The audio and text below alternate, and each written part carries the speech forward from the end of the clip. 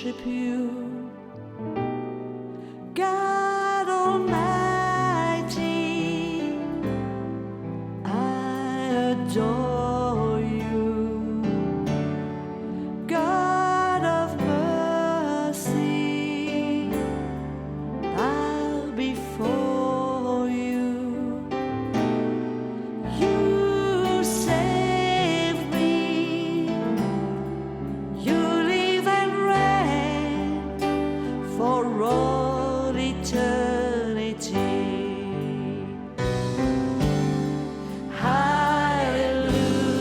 Hallelujah.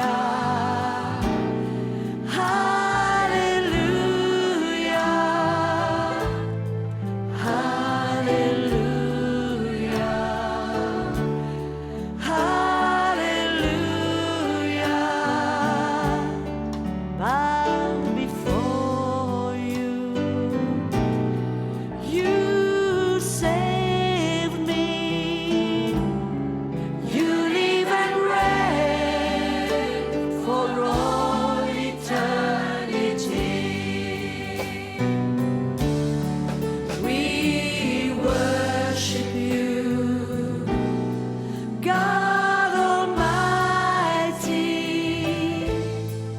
We adore you, God of mercy. Bow before you. You saved us. You live and reign for all eternity.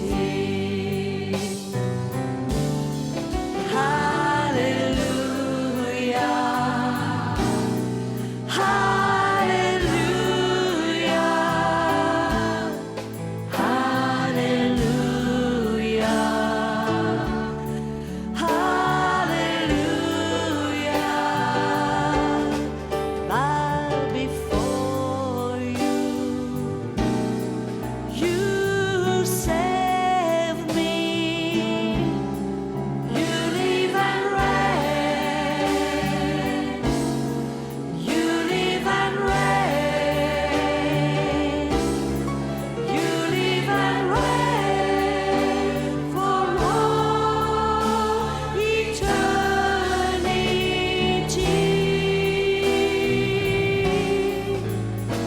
For all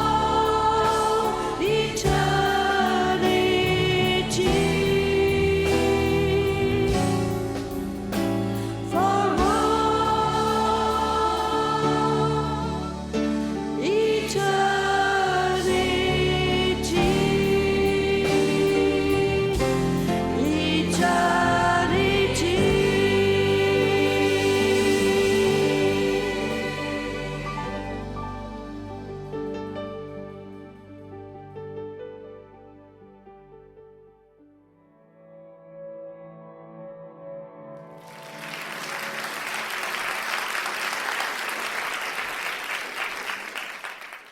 Thank you. Thank you for the warm welcome. And I'm a little bit sad. Ndinotenda nekuti gamuchira. It's our last Ndine urombo mumwoyo I mangu wish I would nekuti chikamu chino chatava nacho ndechekupedzisira chemusangano wedu uno. but we Asi thank God tinotenda Mwari nekuti vatipa mukana wekuti tive pamwe chete mumazuva maviri ano apfuura. and we all Saka tinorombedza Mwari zvikuru tichitenda nemukana wekusangana nemi. it has been a joy Wanga uri mufaro wangu with you, my heart, kuti ndigoverane nemi mwoyo wangu neivhangeri. and Ndichivimbawo I'm sure and I trust kuti nyangwe nemiwo that masimudzirwawo encouraged and that uyezve mukunzwa shoko raMwari it has rauya kwamuri raunza kwamuri mamwe maonero pamusoro pekereke seen the church uyezve mamwe maonero paurongwa hwaMwari for each mukuvaka kereke yavo. Saka stay together tichaenderera mberi tiri pamwe chete tichinzwa shoko raMwari. and it reminds me of Ndinofunga mashoko aJesu Kristu kune vaJudha vakanga vachitenda kwaari akati kwavari makagara mandiri Abide in muri my vadzidzi vangu my vechokwadi, disciples indeed. uyezve muchaziva chokwadi, chokwadi ichocho chichakusunungurai. And the truth shall set you free. Saka nekutaura chokwadi Speaking the truth, tinoziva kuti Mwari vari kubata God basa. is at work. And the Bible Bhaibheri says rinoendera mberi richiti the word of God will not shoko raMwari harisi kuzoparidzwa rikadzokera kwavari risina kuzadzikisa chinangwa chavaritumira. its purpose in the lives of Mu people. So chinangwa ichi muupenyu hwavanhu. Saka ndinovimba kuti Mweya Mutsvene achanyanya kukujekeserai or even of kunyange musangano uno wapera, the plan of God, the will kuda kwavo, mwoyo wavo pamusoro peupenyu hwedu. Saka Okay, so I ndinonzwisisa believe that we are convinced kuti today tiri kufambirana uye tafambirana pamwe chete nemuono is wekuti necessary. hwaro hwakakosha muupenyu hwedu. And I think we need to Tinofanira kutenda Mwari naizvozvo. Ameno kana muchibvumirana agree neni, with me. asi I tinonzwisisa believe that we need to nekutofanira kutopembera nekutenda Mwari. open our Bibles in the book of Ezra. Saka tichaona mumagwaro Ezra chapter 3. Ezra chapter 3. Ngatiendei kuna Ezra chapter 3. Toverenga kubva pavhesi ya 10. 10. Vavaki When the pavakaisa builders laid the hwaro foundation of the yetemberi yaShe, temple of the Lord vaprista vakamira vakapfeka nguo dzavo, with trumpets, vakaridza and hwamanda the sons of Asaph with cymbals, neimwe praised the midziyo Lord according to yekurumbidzisa the Mwari, commandments of sezvo David. zvanga zvakanyorwa naDhavhidhi And wavaIsraeri. they sang responsively, Vakarumbidza vachipembera kuna Mwari, good. vachiti Mwari vakanaka, nyasha dzavo dzinorarama nekusingaperi. Then all the people Vanhu shouted vese with a great shout, vakashaidzira because nekuti hwaro yakanga yaiswa. was being laid. Asi vazhinji vavaprista navaRevhi Levites and heads of vakanga vakwegura old men who had vakambenge seen the vaona first temberi temple. yekutanga. There were men Paiva nevanhu panguva iyi vakanga vamboona temberi yekutanga. with a loud Ivavo voice vakachema nezwi repamusoro pavakaona hwaro ichiiswa pameso avo. yet many Asi panevo vazhinji vakaramba vachishedzera nezwi repamusoro. so that the people Saka could not hapana discern the noise of the kuzivikanwa shout of joy kuti from the ruzha mouth of urwu the rwanga people of rwekufara kana kuti rwekuchema, For the people shouted nokuti with a loud ruzha shout, urwu and the sound was rwakanzwikwa heard afar. kwechinhambwe chirefu. Now these old men that had seen the Varume ava vakanga vaona temberi had yekutanga, seen the gathering of the people, uyezve vakanga vaona vanhu veIsraeri vekutanga they remembered. temberi ichiripo. But we know that Asi tinoziva kuti panguva iyoyo temberi yakanga yaputswa. now it was a time Asi for nguva yanga yakwana kuti Mwari temberi yavo ive novakwa zvakare. these old Saka men vakwegura of vevaIsraeri Israel, pavakatanga when they started kuona to see that hwaro the ichiiswa foundation was ichivakwa, starting to be laid, zvakavajekesera that meant to them kuti temberi yanga yakuzoumbwa was zvakare. going to be built. Temberi yakanga yovakwa zvakare. And what came out of that Saka vanhu vevaIsraeri vakapembera, rejoiced. vakafara They were zvikuru, rejoicing. nekuti uvepo hwaMwari Of the hwaizenge Lord hwodzoka would pakati be pavo. back again among them. Saka vakafara So zvikuru. they rejoiced. That's Ndosaka why ndataura I said pakutanga earlier ndichiti on, nyangwe nesuwo tinofanira we kupembera rejoice kana when Mwari the Lord vakutanga starts to kuisa lay hwaro foundation muupenyu in our hwedu, lives. nekuti zvinoreva That kuti means nyangwe nesuwo that we are tichavakwa going to naMwari, be built up by God. We are tichavakwa going to toumbwa be naMwari by mbune. God. That Temberi temple yedu of ours ichavakwa is going to be uye built ichavakwa in the mumweya. spirit, spiritually built. Saka Amen. tinogona kupemberawo nyangwe We nesu rejoice about what's nekuti coming. tinoziva kuti pane zviri kutevera.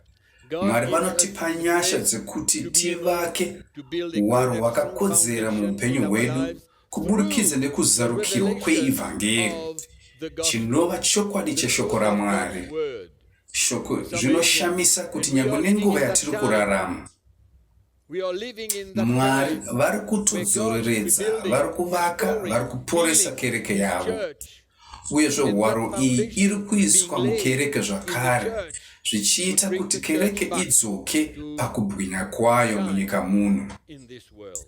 Saka zvinofadza. So it's exciting. Now, Naizvozvo ngatizarurei mabhaibheri edu kuna Jeremiah chapter 6. 6.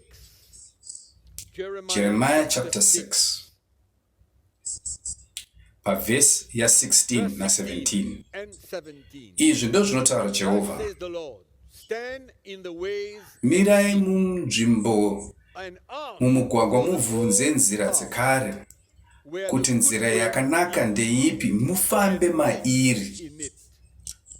muchazowana kuzorora mumwoyo menyu. But they said, Asi vakati hatifambe mumugwagwa iwoyo. Ndikuona kuti apa kutopesana nezvinoda kutaurwa naMwari. also I set watchmen Ndakaisa over you, zvakare varindiri kwamuri ndichiti teererai sound of the kurira trumpet. kwehwamanda. But they said, Asi vakati we kwete, will hatisi kuzoteerera. not listen. Hama dzangu, My dear vatungamiri brothers and vemakereke, leaders of ngatiregerei kudzivisa urongwa hwaMwari. of God. Mwari God, kuburikidza naJeremiah was asking vaiudza vanhu vaMwari of God kuti vawane find nzira dzekare, old path. asi tinoona kuti vakaramba. Rejected it. Ndosaka ndichitenda nhasi kuti kereke iri kudanwa, hwamanda iri kurira. Sounding Vanhu vaMwari vanova kereke vari kudanwa kuti vadzoke kune nzira yekare, path kuvhangeri rechokwadi rakaparidzwa, that was preached not Kwe- only, kwete kukereke yekutanga chete, but we talk kunyangwe about mumakore 30, 40 apfuura apo vhangeri rechokwadi yaiparidzwa. being preached in the church, and it brought the church Vhangeriyo yakaunza mature Christians. kukereke kuti ive inokudza vana vakakura, vakabva zera Sounding manguva iyoyo. Saka hwamanda imwe chete iri kurira nyangwe nhasi ichiti dzokai kunzira dzekare, muchibvunza kuti nzira dzakanaka ndedzipi, nzira dzekare dziripi. Ndo zviri kutaurwa nemweya waMwari mazuva the ano. Lord is saying in these days. Mweya uchiti dzokerai kuivhangeri yechokwadi. Ndo zviri kutaurwa pano. He's saying. Amen. So Saka tadenwa nenyaya iyi, we are convinced about the nenyaya gospel of God. yehwaro. We are convinced that we need Tadenwa kuti tidzoke kumudzi weivhangeri. gospel. Kuti tadenwa kuti tidzoke kumharidzo yaJesu Kristu, Of Jesus Christ, mharidzo the message yemuchinjikwa. of the cross. Tadenwa And we zvakare are also convinced about pamusoro peupenyu hwekumutswa kuvakafa, upenyu hwaJesu matiri, for an efficient kuti tive tinofamba zvakakodzera tichishumira Mwari with demonstration nekuburikidza nezvibereko zvemweya musimba. Amen. Saka tadenwa pane nyaya iyi, tazviona mushoko ratanga tichitaura. Amen. Saka zvino Now, tobata papi?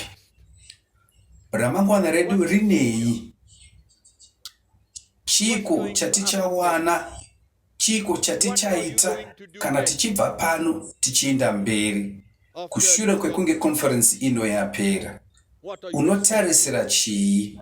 I believe the first Chimwe thing chezvinhu chakakosha start ndechekuti titange kurarama mharidzo iyi, the first thing, uye pakudavira kwedu kushoko raMwari, the response kuti to kuve God's kwechokwadi, to the truth. uyezve kuti tive tinofanira kurarama mharidzo iyi. Asi But you say, unogona kuti kunhaye hama yangu kuparidza yeah, mharidzo I don't iyi, believe that anyone can preach this message aripo without anogona kuiparidza asati airarama. want it to be Munhu anofanira kutotanga airarama, in our life. yomutungamirira muupenyu hwake, zvichitipa simba rekuti tive tinozotaura zvatiri kurarama. This world variko vafundisi vazhinji vari kuparidza vachitaura pamusoro peutsvene, zvinhu zvakanaka, asi dambudziko nderekuti ivo havazvirarame. Ndosaka mharidzo yavo isina simba. Inongovawo mharidzo yezvinhu zvinoverengwa, tsamba inoverengwa asi isina simba. Saka chii chatinofanira kuita kana takazvipira kuti tive tinorarama mharidzo iyi? Pane zvatinofanira kusangana nazvo. Chekutanga, tofanira kuzvininipisa. Tinofanira kuzvininipisa. Zarurai Bhaibheri kuvaFiripi tuone mufananidzo wakakodzera wekuzvininipisa. Tinozviona kubva kuna Jesu pachezvake kuna vaFiripi chapter 2 vhesi ya 2 kusvikira pavhesi ya 5 nekusvika kuvhesi ya 8. Mufungo uyu ngauvewo mamuri wanga uri muna Kristu, kuti kunyangwe akange ari akafanana naMwari, haana kuzvibata izvozvo kuti ave akakoshesa kufanana kwake naMwari, asi wakazviita kuti ashaye kana chinzvimbo, akazvininipisa, akatora chinzvimbo cheuranda, akauya pano panyika semunhu, achigoonekwa semunhu, akazvininipisa, akadavira kuna Mwari kusvika parufu, kunyangwe rufu rwopamuchinjikwa. Jesu kunyangwe anga ari Mwari,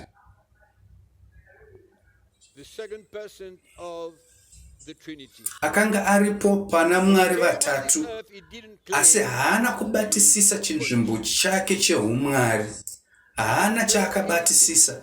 Akabva kudenga mukubwinya, asi zvaakaita akauya pano panyika semunhu, akava Mwari akaonekwa pano panyika semunhu.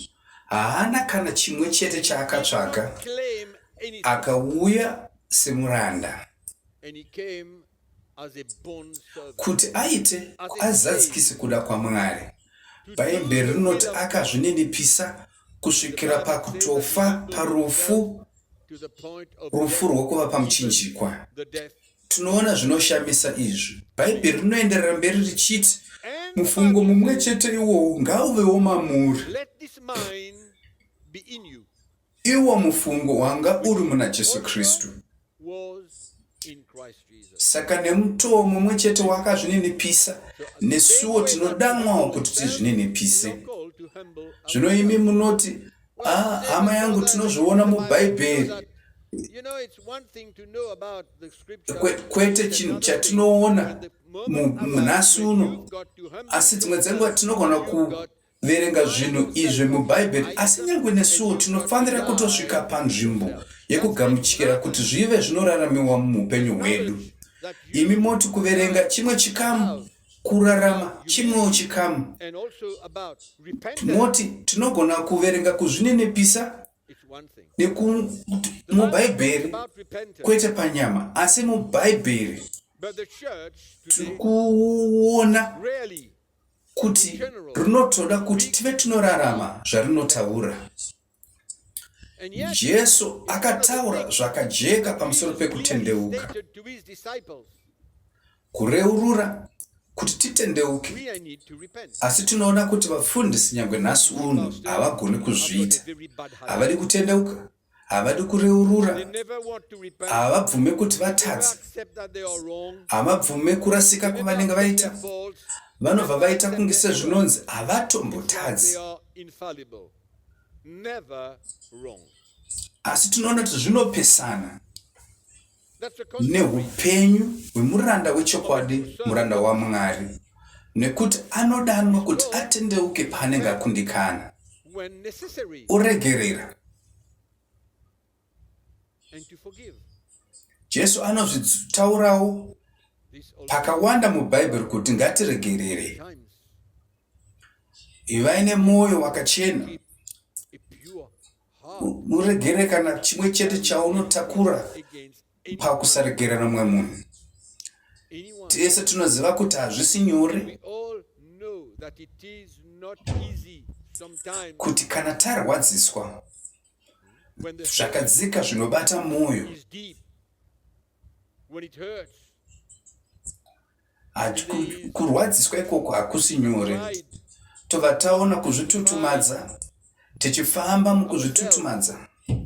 Ndosaka bhaibheri richiti ngatifambei takazvininipisa. forgiveness, keeping Saka muchinjikwa watinofanira kutakura, the cross that we have kurarama muchokwadi chekutakura muchinjikwa tichitevera Jesu.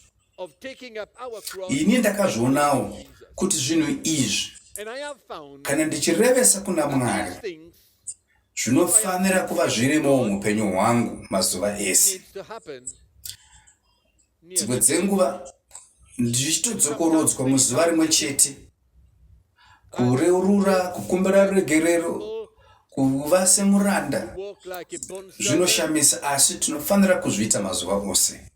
Amazing. Chimwe chezvinhu chakakosha zvikuru That is so kune munhu wemufundisi important kana munhu waMwari as a pastor, ndechekusanduka, as a man of God, is to change our ways, to change kusandura mwoyo yedu kumadzimai edu. towards our wives. Ndinogona kutoti ndo chimwe chezvinhu chakakoshesesa.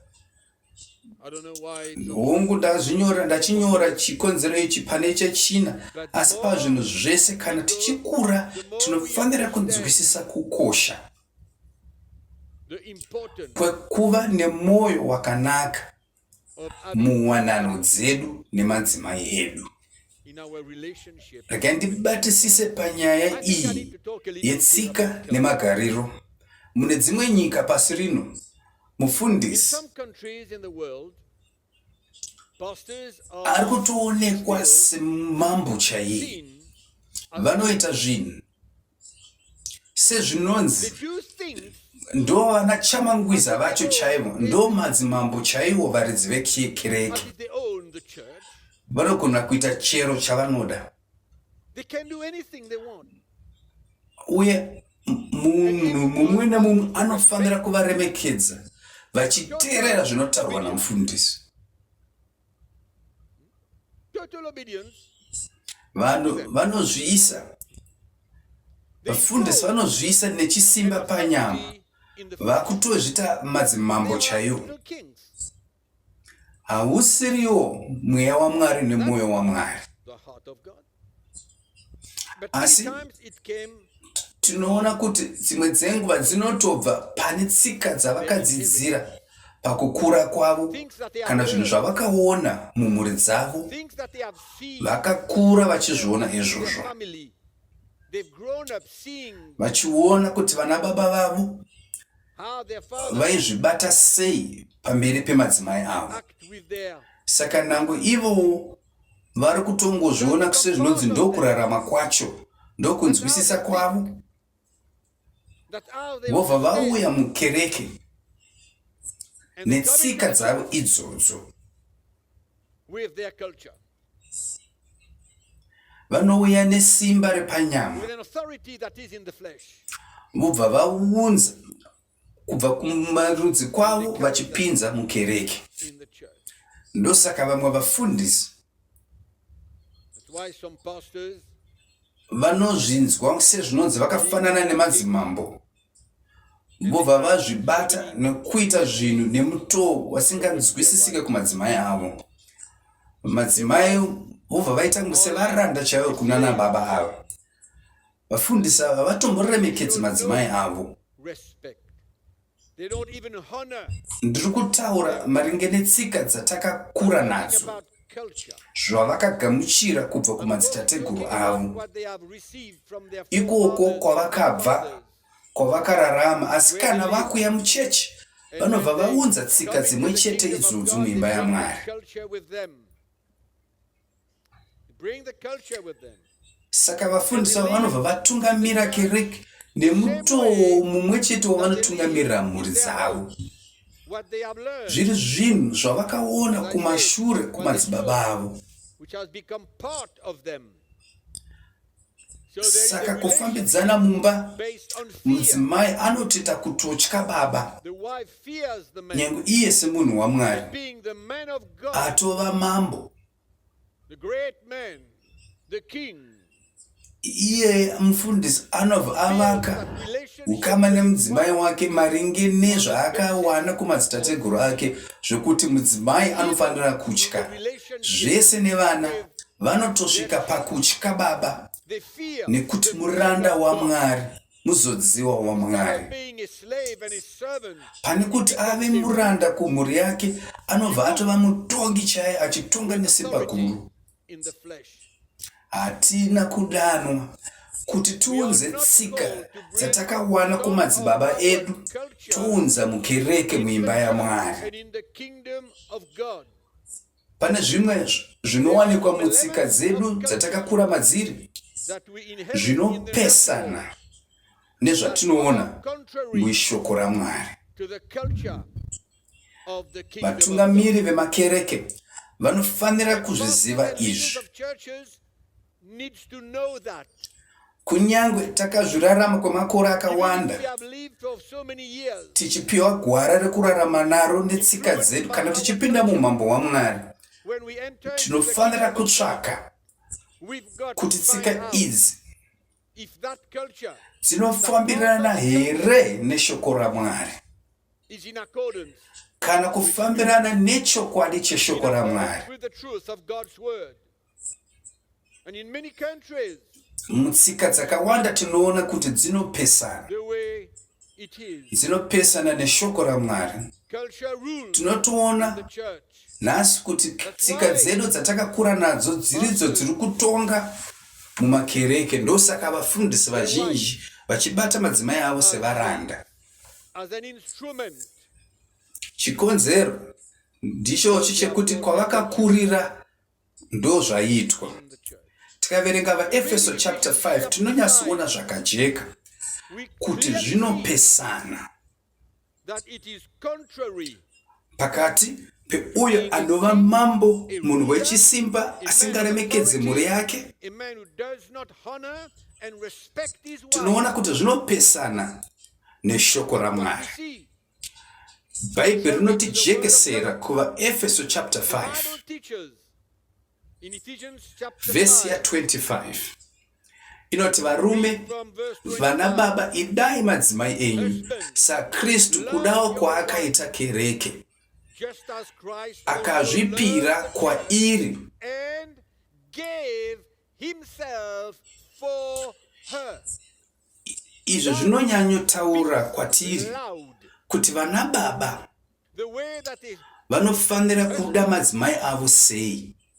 must love Vanofanira kuda madzimai nemutoo mumwe chete uwo Kristu akadawo kereke yake, akarasikirwa neupenyu hwake nokuda kwekereke.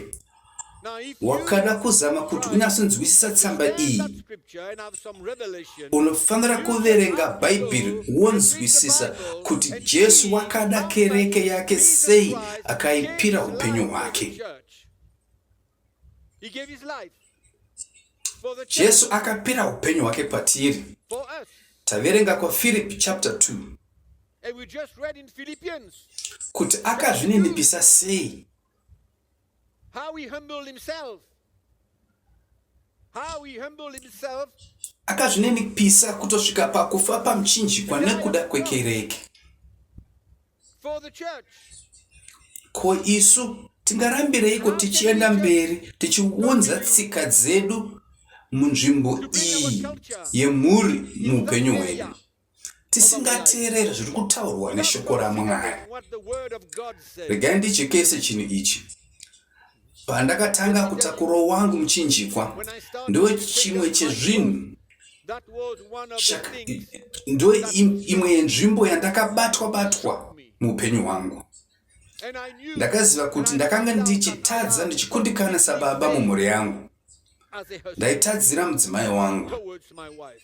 I am ndaiva faithful, ndakundikana zvachose, completely. ndakanga ndisingaoni I did not see. I was an ignorant munzvimbo yewanano yangu nedzimwe nzvimbo dzakawanda muupenyu hwangu. Ndosaka tichifanira kuongorora kuti tsika We have to dzedu examine dzakambomira sei tisati tadziunza kuti dzirarame mukereke.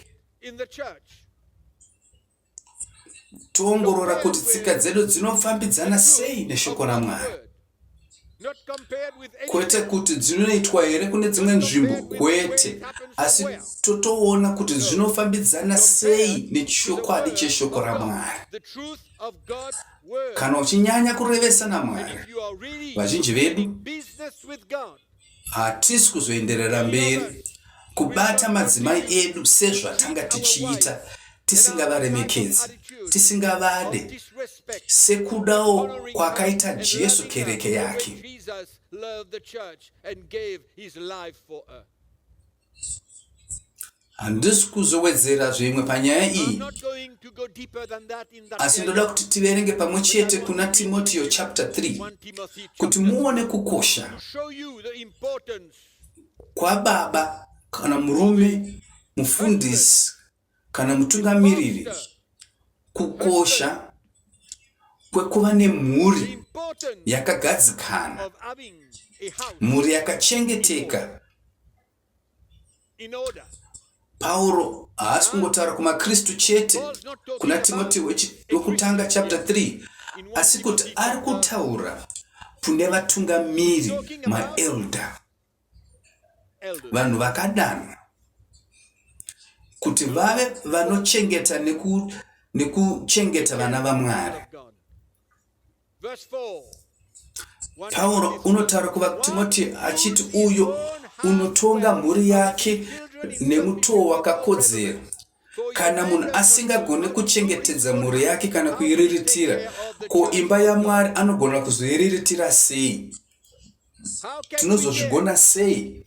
If we are ignorant, it's okay. Asi kana vhangeri rajeka mumwoyo yedu, But when the light of the gospel comes to our hapasisina chimwe chikonzero, hapasisina kana chimwe chikonzero zvacho no more chikuti tive tinorarama nezvinhu zvinopesana neshoko raMwari. our lives with Saka ngatiregere so kuzvibata meso. fool ourselves. Tinofanira kutotora nhano yekutanga pekutangisa chaipo. For step 2. Nhano yekutanga ndeyekutigadziridza, chengetedza mhuri yako nemutoo wakakodzera. Chechipiri ndechekuti hatikwanisi kuzvisandura izvi. Saka ndakakasika kuona kuti ndakanga ndapindana that nedambudziko. I was in trouble. Ndakatofanira kugadziridza mwoyo wangu, To adjust nyango mashoko angu my attitude, my ways, kune my mudzimai. language towards my wife. Zvanga zvakaoma. Serious stuff. I wanted Ini ndaitoda kuti Mwari of vandichenese muushumiri hwangu kwavari. my service to him. Regai ndikutaurirei And let me tell you, kuti hapana dzimwe pfungwa dzedu dzatingaise panyaya iyi. Hapana kana kumbohwanda tichiti ngatizamei izvi kana izvo, hazvishande. will not work. Muchaziva chokwadi, chokwadi chichakusunungurai. Shall know the truth, and the truth shall set. Regai ndienderere mberi ndichiti, But let me say also, to quit on that little subject, kuti pane zvimwewo that there are zvinogona parts of kuwanikwa our culture mutsika yedu zvisina dambudziko, zvinogona kuti tive tinorarama. for an example, Fanira ndokuti pane mukristu wechiIndia. Indians VaIndia pane zvavanoita, they are pamapfekero avanoita, nguo dzavo, style, vanodya nemaoko avo, they eat vachidyira pamashizha emabhanana, with vanodya their hands makari. on a banana. Ndo makurudzirwo avakaitwa. They eat their curries. Unogona kudya nemaoko ako, They have been unogona kudya nefoko, Now you unogona can kudya kana nebanga kana chero chipi chaungashandisa hazvikanganise munhu wemweya ari mauri, the way you want. It asi does not affect your spiritual. tinofanira kuongorora But now, what we need kuti is zviripo here zvimwe zvinhu zvetsika dzedu zvinopesana neshoko there ramwari. are cultural habits Tinofanira not kuongorora according to the Bible. kuti pane zvinhu zviri mutsika dzedu zvinofanira kubva kana There are kufa. things in our culture that needs to die. Nemumwe mutoo nemamwe mashoko, zvinhu zvakadaro izvozvo ngazvisiyiwe kunze, Leave them topa upenyu hwedu, and toisa upenyu hwedu pasi peshoko ramwari. submit our teaching Amen. according to God's word. Saka izvi ndo zvinhu zvinotarisirwa kana takada kuti These are the tirarame basic things. If you izvo start zvatakagamuchira. living what you have received, Ngatichitanga kuzviita start putting tisati tandozviparidza kunze. action before you Mharidzo dzandirigoverana nemi hadzisi dzekuti tiwedzere ruzivo sharing with you kana mharidzo dzatinokwanisa kuparidzira kune vamwe makereke, asi imharidzo of messages. dzekuti iwe utange kudzirarama. It's for you to start living according Ndofunga munotondera of received. dzimwe dzetsamba dzandakatanga kuparidza kwamuri kuna Mateo chapter 7 verse 24 kuti kana ukanzwa Chapter 7, I think it's verse 24, kuti about if you hear. uyezve kuti pane kuzoita. Amen. So there's the hearing and there's the Saka doing. chimwe chechipiri chichaitika mumwoyo medu, muupenyu So hwedu, the second thing that will happen in our mwoyo wako uchachinja. your heart, Kana Mwari vatanga kusandura upenyu hwako, when God starts to shoko ramwari riri mauri richachinja upenyu hwako mune zvinhu zvakawanda. change many aspects. Pamaonero auchaita kereke, tinoona kuti achasanduka. The way you see the Uchaona kereke nemamwe maziso matsva. differently. Regai ndikutaurirei nezvandakasangana nazvo ini pandakatanga kutakuro wangu muchinjikwa ndichitevera Jesu. When I started, Mwari vakasandura maonero angu, God changed me. zvinhu zvizhinji vakazvisandura. Changed my ambitions, my motivations, Ndinotenda things He started to change. nekuti zvimwe chetewo zvichaitikawo kune vamwe vedu. It's the same. Mwari vakatanga kuchinja manzwisisiro angu eshoko. He started to change the understanding. Ndakatanga kuona mavakiro aita Jesu kereke yake. Builds His church. Nyangu newe uchatanga kunzwawo mweya waMwari, mwoyo waMwari. Uchatanga kunzwisisa Feel the heart of God. mweya You're weevhangeri. going to start understanding the spirit. Maziso ako achatanga kuona nemutoo wakasarudzika. Your eyes are going to see Ngatitore mukana uno differently. ndimbotaura pamusoro pemweya weevhangeri. Nekuti kana ndichitaura kuti ndikataura pamusoro pemweya weevhangeri vamwe havazvinzwisise. When I speak about the spirit of the gospel, you need to understand what I'm saying. Bhaibheri rinotaura pamusoro pezvinhu zvakawanda You know, the Bible, the gospel, the scripture speaks zvinoratidza about many things. kuda kwaMwari, uyezve Demonstrate nzira yaanoda kuzadzikisa the will of kuda God kwake and matiri. the way He wants Pane to nzira. accomplish His will. Kana uchiverenga Bhaibheri unofanira kunzwisisa kuti mweya ari kuti When kudii, you read scripture, nekuti pane mwoyo uripo pane zvinhu zvese izvi zvinonyanyojekesa kuti zvinhu zvinofanira kuitwa nemutoo upi, and there is a clear indication kuti chii chinofanira how kuitika, things need to be done, uyezve tichararama sei what needs to happen, pane zvatiri kuverenga. how are we going to live Ndokupai mufananidzo. what we're reading. Ngatizarure mabhaibheri kuna vaFiripi chapter 4 tisati taenderera mberi. Open your Bibles in Philippians chapter 4. Tinoverenga verse 13.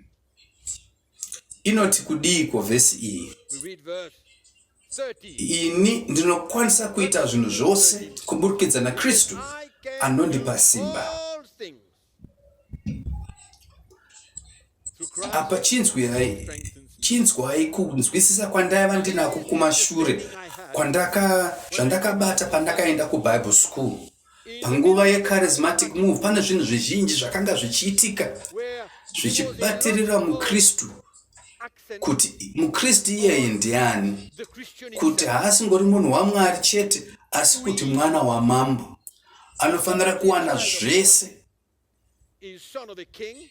uyezve He possesses all things, aikwanisa kuita chiro chipi zvacho chaanoda and nekuti we are able tiri to vana do vaMwari, anything and everything because nekuti baba vedu musiki wezvinhu zvese, to God uyezve tiri vana vaMwari iyeye mukuru pazvinhu zvese. Naizvozvo taikwanisa kuita chiro chipi chatinoda. creator, so we are able.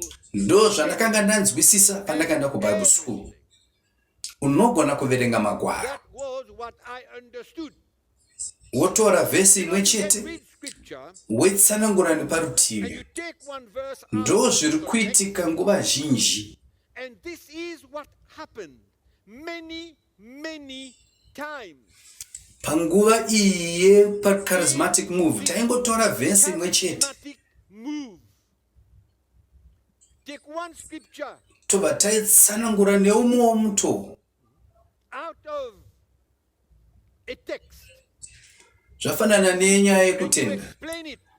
VaHebheru aiti kutenda It's like faith.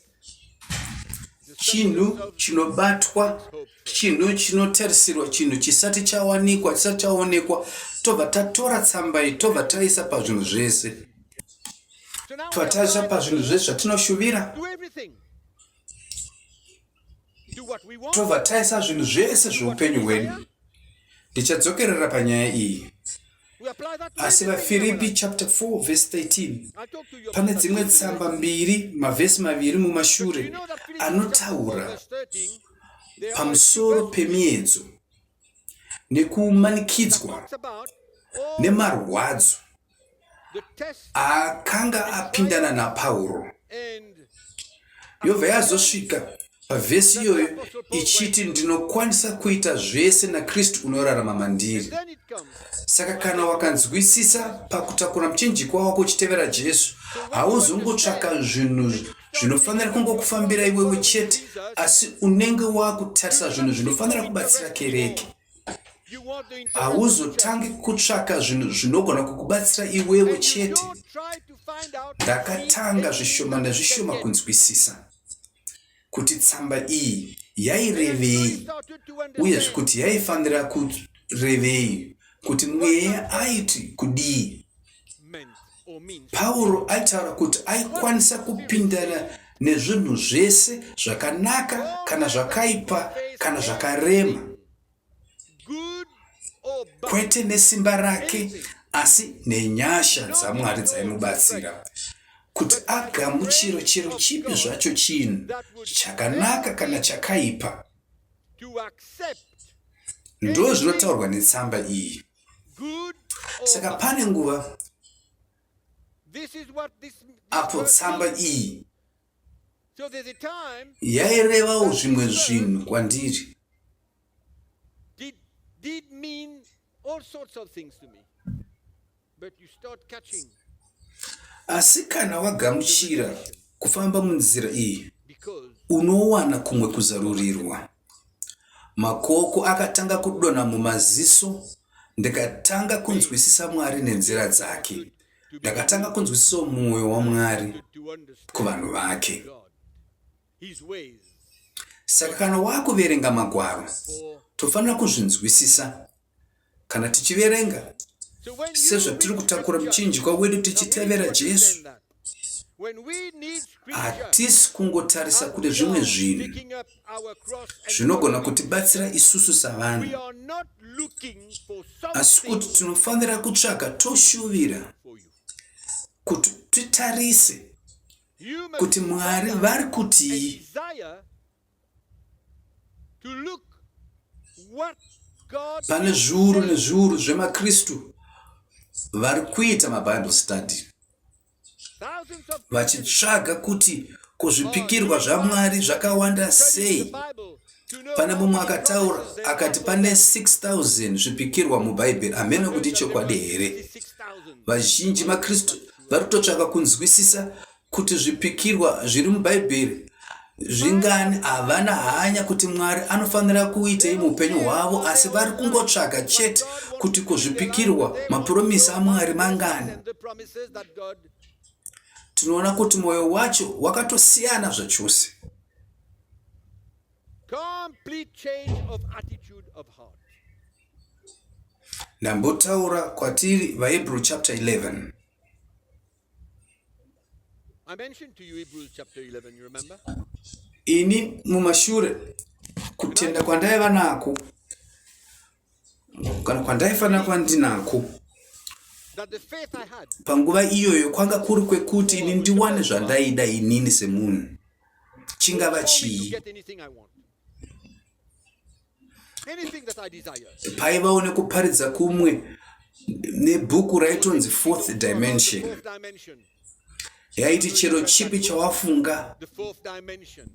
waiuya In nacho. other words, you just think about something that Kana you wakada motikari and you unoziva just make zvekuita, an image out of it. unongomira pamberi pemotikari iyoyo, You need a wobva car, wati Mwari, wobva wagara, wovhura dhoo, wogara pasiti, or next to the car, wobva watoti ndakushandisa kutenda kwangu on it and you kuti ndiwane motikari iyoyo. dimension. Asi pandakaverenga vaHebrew chapter 11 Get something yese zvayo, for you.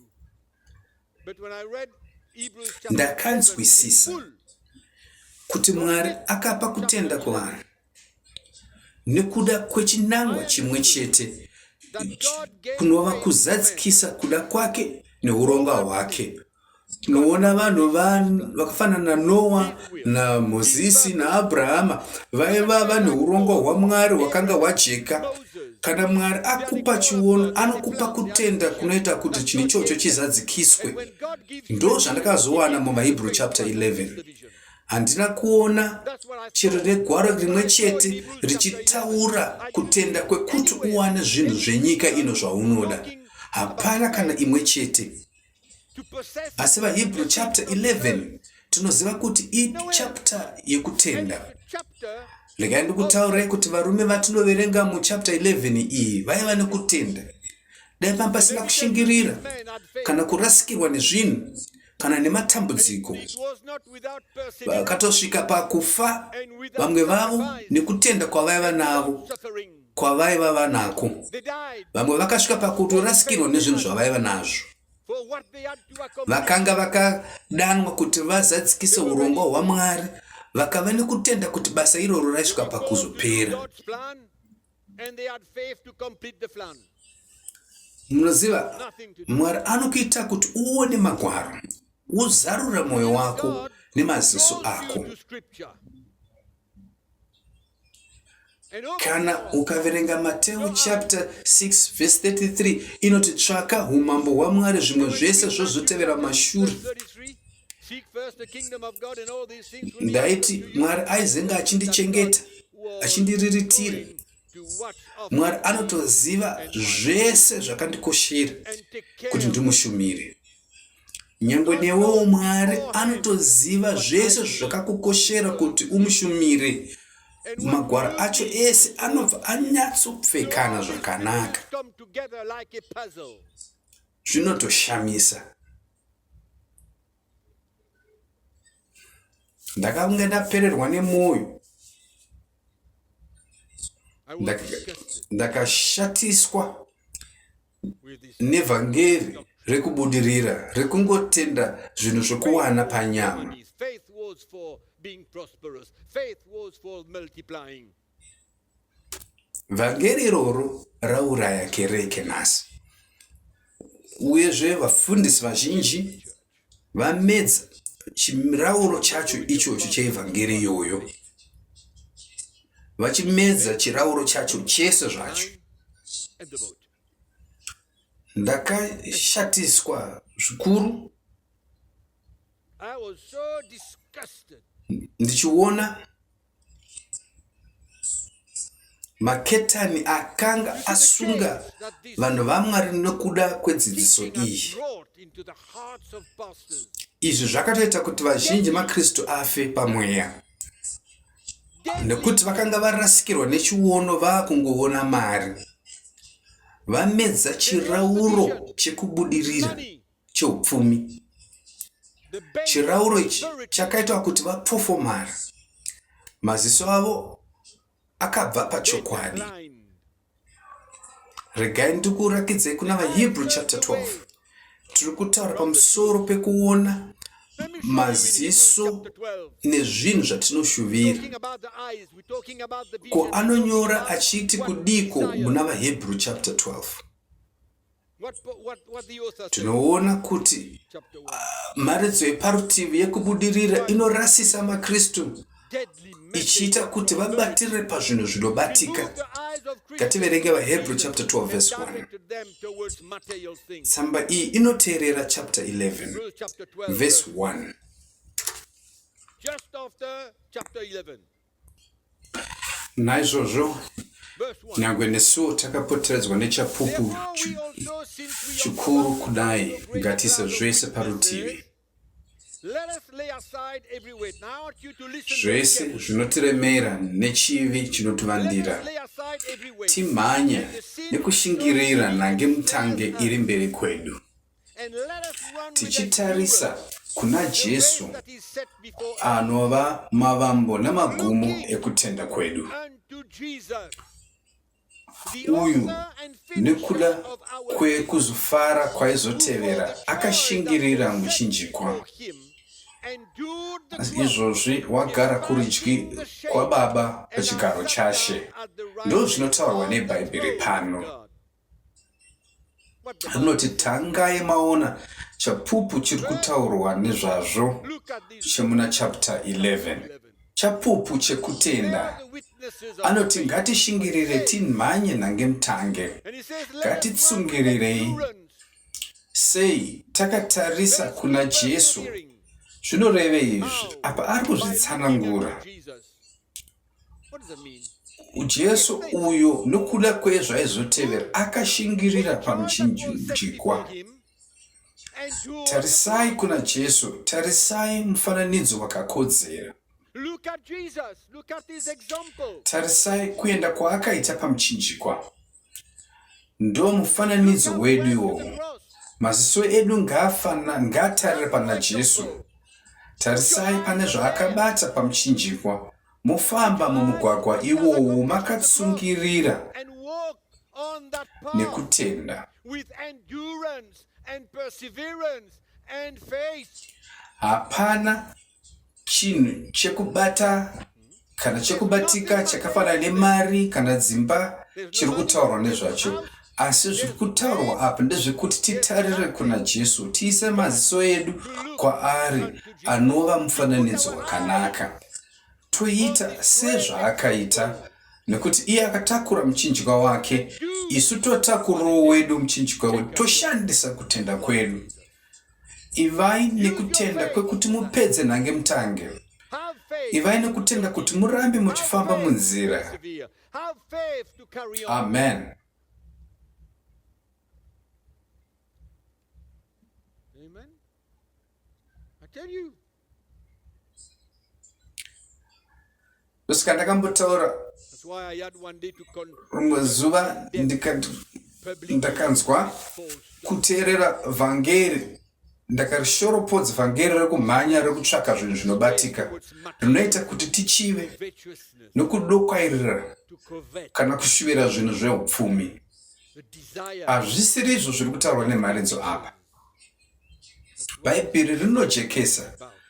Pauro anotonyora kuvakorose chapter 3 achiti chenjererai kereke nekukara zvinhu. Kuna Timothy wekutanga chapter 6 anoyambira kereke zvakare.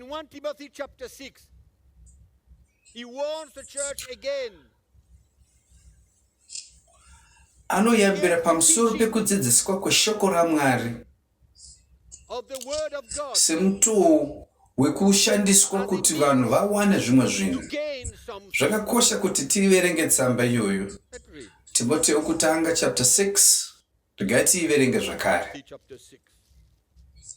Verse ya 5. Let's read verse 5. Timoteo kutanga chapter 6 verse ya 5. Useless wranglings of men of corrupt minds. Izvi ndezvevanhu vasingadi chokwadi, Suppose that God vanoshandisa umwari kuti vawane zvinhu. So in other words, Nemumwe mutoo vanoshandisa shoko raMwari kuti vawane zvavanoda. Vachiti umwari to gain inzira yekuwana zvinhu. godliness, he says, Saka musashandisa shoko raMwari gain semutoo wekuti iwe uwane zvimwe zvinhu zvinobatika. as a means for you to gain something material. Kubata zvinhu zvenyika ino kwete handozviri kutaurwa apa, asi kuti tinzwisise kuti umwari But rather, nekugutsikana zvinhu zvakaringana kwatiri. Kuti umwari is great gain. vanoenzanisa Godliness, vachiti vanoshandisa umwari kuti vawane they use zvimwe zvinhu, godliness to gain. vachishandisa shoko raMwari kuti vawane zvavanoda. They teach from the word of God. Asi Mwari anoti kwete, nzwisisa kuti umwari nekugadzikana nekugutsikana chinhu chakanaka. That godliness with contentment, Amen. that is gain. Great. Izvi zvakajeka pamagwaro aya. Amen. That's clear. Mateo anoti iko panyaya iyi, What Matthew says. Jesu chapter 19 ya Mateo chapter 19 verse 24 23, 24. anoti zvakatooma More difficult. kuti mupfumi apinde mumambo waMwari Of a needle pane ngamera kupinda nepaburi retsono. into the kingdom of God. Right? Saka kana ukatakura muchinjikwa wako hausisina hanya nezvido zvenyama yako, Because you know you don't unenge wava nehanya nebasa raMwari neumambo waMwari. people the kingdom of God. And you know what? Unenge wakungotsvaka kuti Mwari anodei neupenyu hwako, You just look at what God. woshanda uchishandisa shoko raMwari You use the word of God kuti uzive kuti Mwari anodei neupenyu hwako, to know what God wants in your life. zvichiita kuti uzarure mwoyo wako, utarire kuti Mwari vanoda kuitei neupenyu hwako. What God wants Panguva dzese ndo zvaunenge uchingotsvaka. all the time. Chimwe chinhu chinofanira kuitika Yeah. ndechekuti uchaenda That needs to happen. That will happen. ugopindana nenguva yekumanikidzwa. Izvi regai ndizvitaure And kuitira kuti kana mozosangana nazvo musazoremerwa, so that it doesn't fall on you musina kumbobvira mayambirwa. without you knowing. Saka kumanikidzwa nekushoropodzwa So opposition zvinhu zvinosanganikwa nazvo munzira zvichauya on the go. And zvichibva kune vari pedyo nesu, nyangwe vari mukereke, inside the church. vanhu avo vasingadi kubhadhara mubhadharo wacho wemharidzo yechokwadi. Want to accept. Saka vanokumanikidzai vokudzivisai. So they will persecute. They will oppose you. Havadi kubva padzidziso yavo yomumashure nekuti vane zvizhinji zvavakagamuchira kana zvavanoda kubva kudzidziso iyoyo. Asi iwewe kana wagamuchira kuti uteerere shoko remuchinjikwa, hauna zvimwe zvaunenge uchida, asi wagadzira kurasikirwa nezvinhu zvese. Saka mufundisi asingade kubhadhara mubhadharo uyu anotokudzivisa. Ndo zvakaitawo kuna Pauro. That's exactly what happened to the Apostle Paul. Vanhu vasingade kuburitswa pachena, vasingade kutendeuka, vanotokudzivisa chete.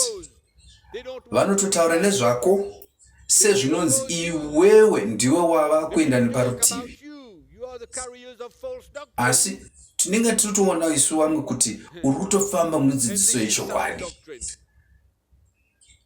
Kumukira kwacho mumweya kunotoshamisa Spiritual reaction. kana iwe watanga kuparidza mharidzo yechokwadi. When you Zvinotokatyamadza. sound doctrine. It's amazing stuff. Saka vanokudzivisa kuzvitutumadza kucharamba kwakavasunga mbira dzakono. Pride will keep them. Mwari ngavatibatsire. Saka vhangeri rechokwadi richadziviswa. The gospel, the true gospel, are all Iro tinotoona kuti ragara richitodziviswa, asi sezvitsva. Asi wakarubata neparutivi, unless you compromise it. kumanikidzwa haumbosangana nako, asi wakangoparidza chokwadi, We live. uchatosvika pakumanikidzwa chete We are nekudziviswa. going to face Zvirimo mushoko raMwari. an opposition. Totondera Jesu navaFarisi. It's in the Bible. Chiko chakaitika paya, Jesus and the Pharisees. vakamudzivisa, vakamumanikidza. What happened? They opposed him. They accused him. They persecuted him. Kuvapostora vekereke yekutanga naivowo First vakamanikidzwa. apostles in Kereke yakatosvika kutopararira kubva paJerusarema. Vakasara vapostora chete, vamwe vavo vakaiswa mumajeri, vamwe vakanenedzerwa nhema.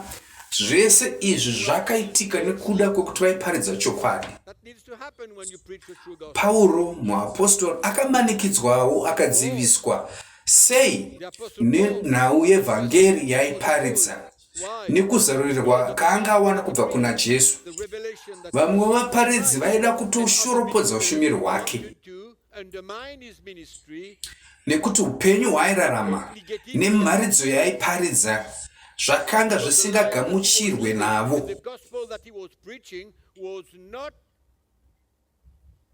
how do you call that? It was not Vakatomudzivisa vaFarisi ava. supported. They opposed it. Pauro akanga akapoteredzwa neushumiri hwenhema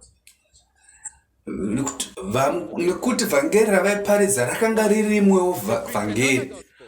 Saka Pauro akanga amanikidzwa, ashatirwa nezvakanga zvichiitika pavaGaratia, nekuti vaGaratia vakanga vabatwa mumiteyo yedzidziso dzenhema. Into the trap.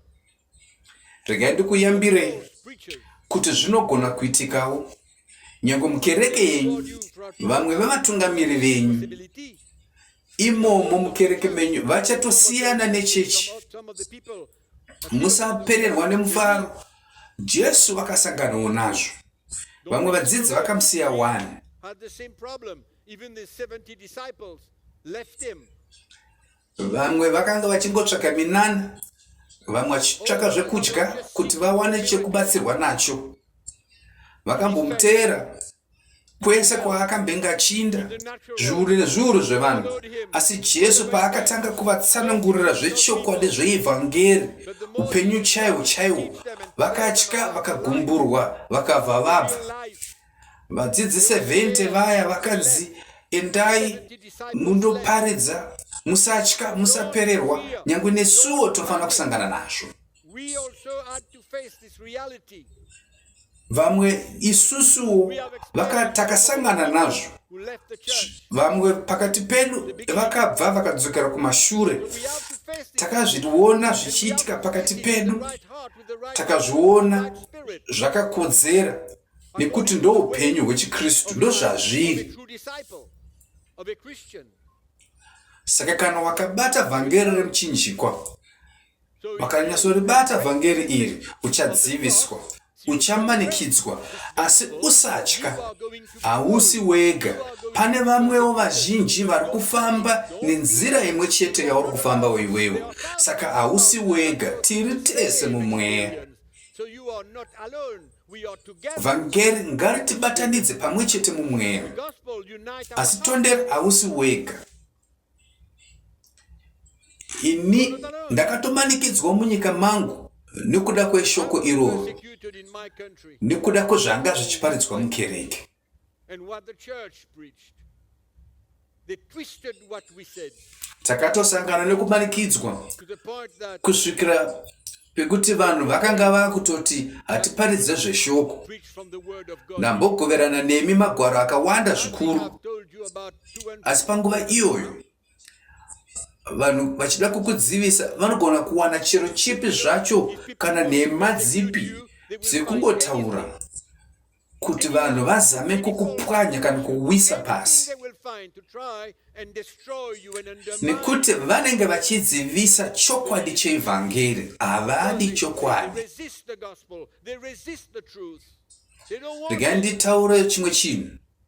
Nhasi uno but they become utungamiri hwekereke yedu hwakabatana, the leadership takabatana of the zvechokwadi, church united. It is kwete mukereke yedu chete united.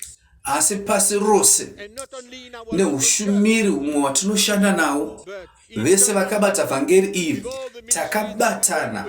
Vhangeri iro ratiri kutaura vazhinji vari kurirarama takabatana. sharing with you. Munyika dzese tiri kushanda pamwe chete, takabatana mumwoyo, tiri kereke imwe chete, We work together. tichifambirana pamwe chete. One church Saka kana wamanikidzwa, flowing together. unofanira kuziva kuchengetedza mwoyo wako ugare wakachena. Keep your heart pure and forgive. Zvese zvandiri kutaura muchadzidza nezvazvo. Zvimwe zvacho zvakatoitikawo muupenyu hwangu nyangwe Tell ini. you, some of these things happen in my Pandakangotanga kunzwisa vhangeri iyi, ndakatosangana nazvo. just started to understand Saka ndakatanga kugamuchira. the message of the cross. I just started to accept. Kana ukatanga kupupura, You know, when you talk about and you start testifying, hazvitore nguva, let me tell you, miedzo inosvika nekukasika. for the test and the trial to come. Hazvitombotori nguva yakareba. Regai ndichikutsanangurirai pamusoro peutungamiri hwekereke kuti yakabatana.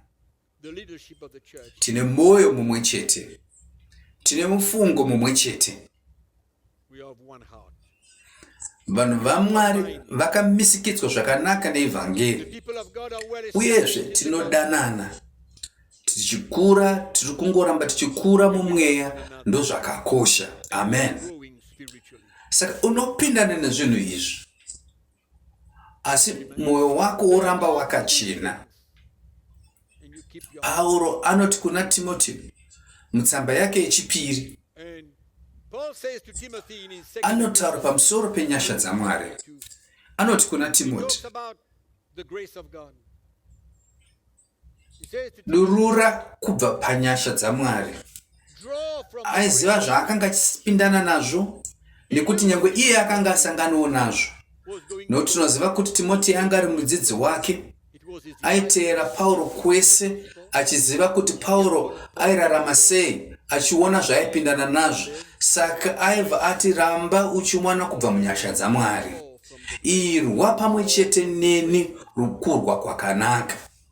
fight with me. Fight the good fight. Saka upenyu hunofadza kana takabatirana. So life is exciting with the gospel. Regai tiende kuna vakorinde vekutanga chapter 15. In 1 Corinthians chapter 15. Pavhesi ya10. Kuburikidza nenyasha dzaMwari ndiri zvandiri, But by the grace of God, nenyasha I am dzaMwari. Ngatizvitondere izvozvi nguva dzose, nyangwe nepatinopindana nemumoto, tonderai kuti Pauro anoti ndiri zvandiri kuburikidza nenyasha dzaMwari. Paul says, I am what I am. Anotaura achiti nyasha dzake kwandiri hadzina kupera simba. Was not in vain. Apo nyasha dzaMwari dzichionekwa muupenyu hwako, When the grace of pane God chimwe chinhu chichafanira in kuitika. your life, there's something that is going Saka haisi nyaya yekunzi hazvina maturo, asi ndakatoramba ndichishingairira. but I labor Kwete more ini. abundantly than they all. Yes, Ngatinzwisise izvi vatungamiri kuti hatisiri isu we need to understand, Pastor, tinokwanisa kuita zvinhu zvese izvi zvashe.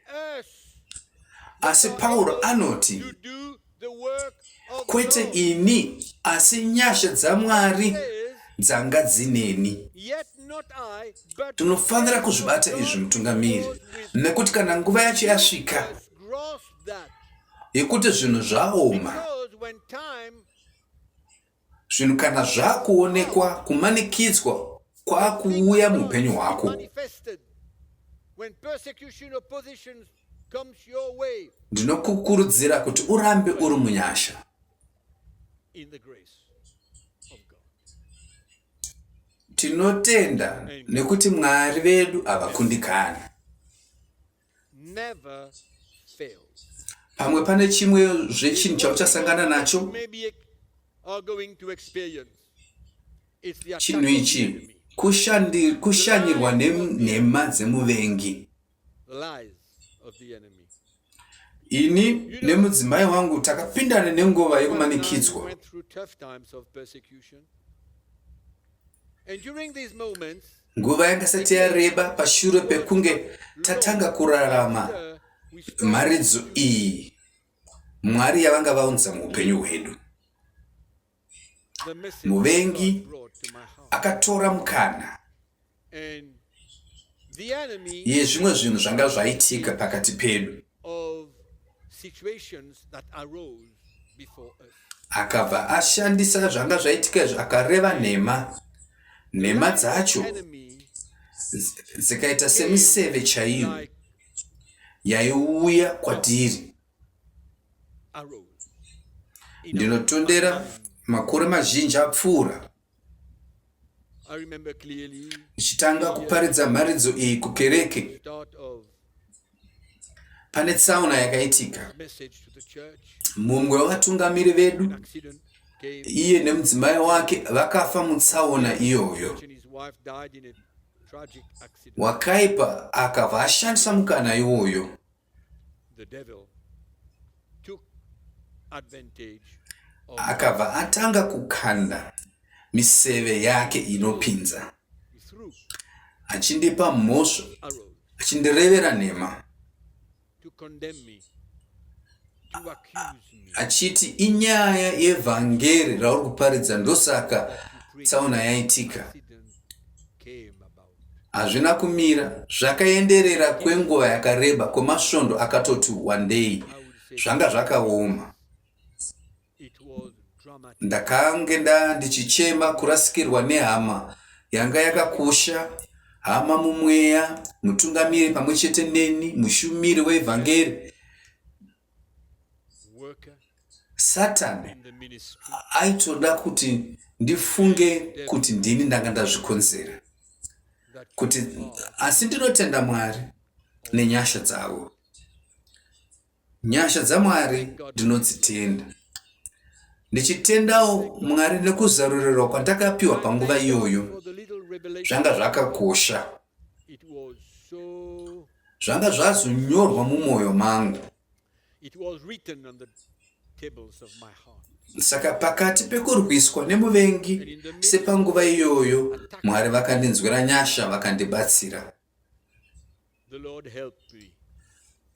And this revelation Kusimba kwandanga ndinako nyasha idzi zvakandipa kuti ndikunde, gave me the pamwe chete ndichibatsirwa nevatungamiri vanga vakandipoteredza, nekuti ndakanga ndazvipira victory. kuti ndirarame I ndichiparidza, was determined. ndichitsigira ivhangeri iyoyi. Defend the gospel. That the Lord Vhangeri iri rakanga raiswa naMwari mumwoyo mangu. Naizvozvo muvengi akakurirwa. Saka ndakaenderera mberi Amen. nditori ndichisimba, ndichitova nesimba rakawedzerwa kuparidza mharidzo iyi. To preach Ndinotaura hama dzangu this message. kuti pane dzimwe nguva paunenge warara pasi chaipo, Times that you are lying on the floor. inyasha dzaMwari chete dzinogona kukusumudza kuti ukunde. And lift you. Ndosaka pasina anofanira kutya. Mwari vedu vakatendeka, Why no one needs vahombe, vane simba, God is faithful. havakusiye wega, havambokurasa, vanoramba varipo panguva dzese never. vachiuya nenguva dzakafanira kuti vakubate neruoko vakupe kukunda. To take you by the hand. Regai nditaurezve, So let me just tell you ndibvumirei kuti nditaure zviri mumwoyo mangu, nokuti tasvika kumagumo. Chimwe chinhu chatinofanira kucherechedza ndechekuti tinofanira kusarudza vafundisi vane upenyu vari pahwaro iyi kuti titeerere zvavanoparidza. are on this foundation. Musatarira vanoparidza Don't look panyama. at Pana vaparidzi variko vanoparidza shoko There are nemukurumbira. preachers that are famous.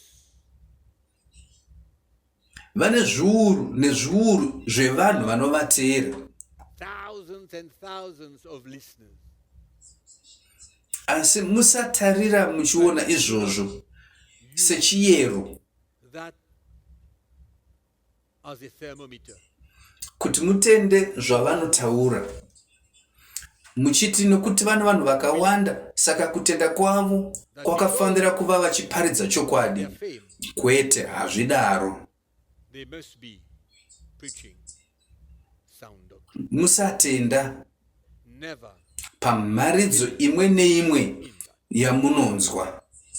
Hadzisi mharidzo dzese dzakakukosherai, dzakakunakirai. or not, Kunyange ikabva kune vanhu vane mukurumbira, even if it comes from big men. musangogamuchira. Chinhu zvacho chinogona kuuya chichikukanganisai. That will come and disturb you. Asi zarurai mwoyo wenyu kuna Mweya Mutsvene kuti akudzidzisei, Open your heart. achiramba achikudzidzisai The Holy kuti Spirit mukwanise kunzvera teaches you more. zvakanaka You will pane be zvakaipa, discerned muchiziva chakanaka and what, nechikafu chisina kunaka. what is good food. Mweya Mutsvene anokugoderai, anokubatsirai kuti mukwanise kunzvera zvinhu izvi. Help you to discern these things. Chekupedzisira, tsvaka kuti ushande navafundisi vagamuchira mharidzo iyi, With pastors. nekuti kana uri wega This gospel. zvinoti remei, zvinooma. Because if Hakusi kuti unokundikana, asi zvinorema kana ukafamba uri wega. but it's more difficult when you are alone Pane nguva dzauchatarisana nezvinomuka muupenyu. of life. Saka zvipoteredze nevafundisi nevatungamiri vakatakura vhangeri rimwe chete newe. That carry Ivavo vane upenyu huri pavhangeri rimwe chete neraunaro. are on the same solid stone. Zvakaoma kuti ufambe uri wega. Vazhinji makanditeerera mafamba mega kwenguva yakareba, muchifamba muchivaka muri mega. You've got an independent Asi ndinokukurudzirai kuti musaenderera mberi muchifamba muri mega. Tsvakai vamwe varanda vaMwari vakatakura vhangeri imwe chete neimi, vagamuchira vhangeri iyoyi yandiri kuparidza kwamuri. that have embraced what I have been sharing with you for Tinotoda ushumiri hwakasiyana siyana, asi tine mwoyo mumwe chete. with the same heart Ndisati ndapedza, and gospel. ndinoda kukudenhai namashoko aya. Before I close, Mashoko aya tinoawana mumagwaro. with some words of scripture, Ndisati ndagoverana nemigwaro racho, ndoda kukubvunzai mubvunzo scripture with you, kwamuri imi sedunga munhu. a personal question. It's very personal. Mumwe nemumwe wedu anofanira kuzvipindurira mubvunzo uyu. Needs to answer that for himself. Sezvatiri nhasi, Today, as we are kukudanwa kwako unokuona is sei? the mark of your calling. Chii chinoratidza? What is the proof Ushumiri of a genuine hwekurevesa I'm muupenyu hwako. and Ndechipi chiratidzo challenging you. What's the proof? chinorakidza kuti imi muri muranda waMwari wechokwadi? Servant of God. Chii chaitika muupenyu hwenyu chinorakidza kudanwa kwenyu. of your ministry. And Regai nditaure ndichiti, ndisati ndaenderera mberi, let me say this. ndichigoverana nemi pamusoro pekudenha uku. Pauro anoti kuna vakorinde vechipiri chapter 6 verse 4. Paul says in 2 Regai ndiverenge tsamba iyi. 6 verse 4. Pauro anoti muzvinhu zvese Verse 4. I'm going to read it to you now. Paul says, in all tinozvimisikidza sevashumiri vaMwari. ourselves as ministers Ndo zvinotaurwa naPauro kuti pazvinhu zvese That's what Paul says. In all things, tinozvimisidzira sevaranda vaMwari. command ourselves as ministers Tine of God. mwoyo murefu pakumanikidzwa. Much Ari patience kuti kudiko apa? tribulation. Ari kutaura pamusoro pake iye naTimoti. He speaks on behalf of Pakaverenga himself vhesi and 1 on behalf yetsamba of iyoyi unotoona kuti Paul naTimoti vakanyora pamwe chete. you will see that Pauro akanyora, Timoti akanga aripowo. but Paul wrote the book.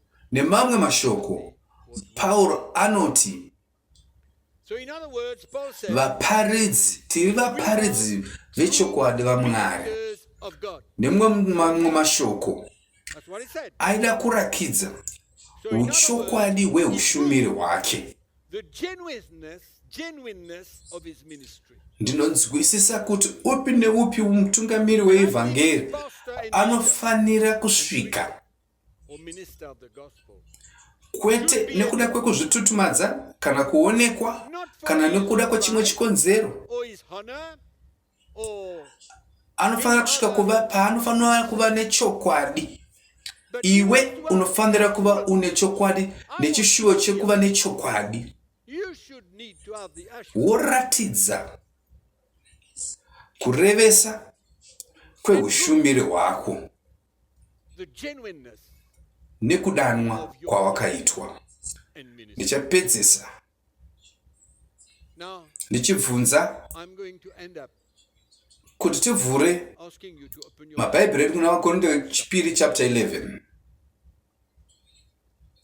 kubva pavhesi ya18. We read from verse 18. Tichiri pamwe chete here?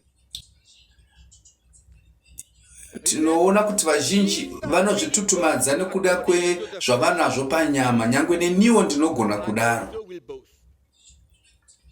Tichiona kuti vazhinji vari kuzvitutumadza See, nekuda kwenyama yavo, nyangwe neniwo ndinogona kuzviitawo izvozvo. also will boast. Pauro anga asiri kuzopembera nekuda kwenyama yake sezvanga zvichiitwa nevamwe. Glorify himself in the flesh, like many others, Vamwe vaizvitaura pamusoro pekuti vakanga vaitei. talking about Asi- themselves.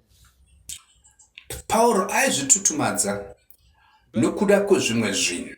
Paul will boast Regai tizvione zvinhu izvozvo. of other things, which we are going to discover. Anoti pavhesi ya20,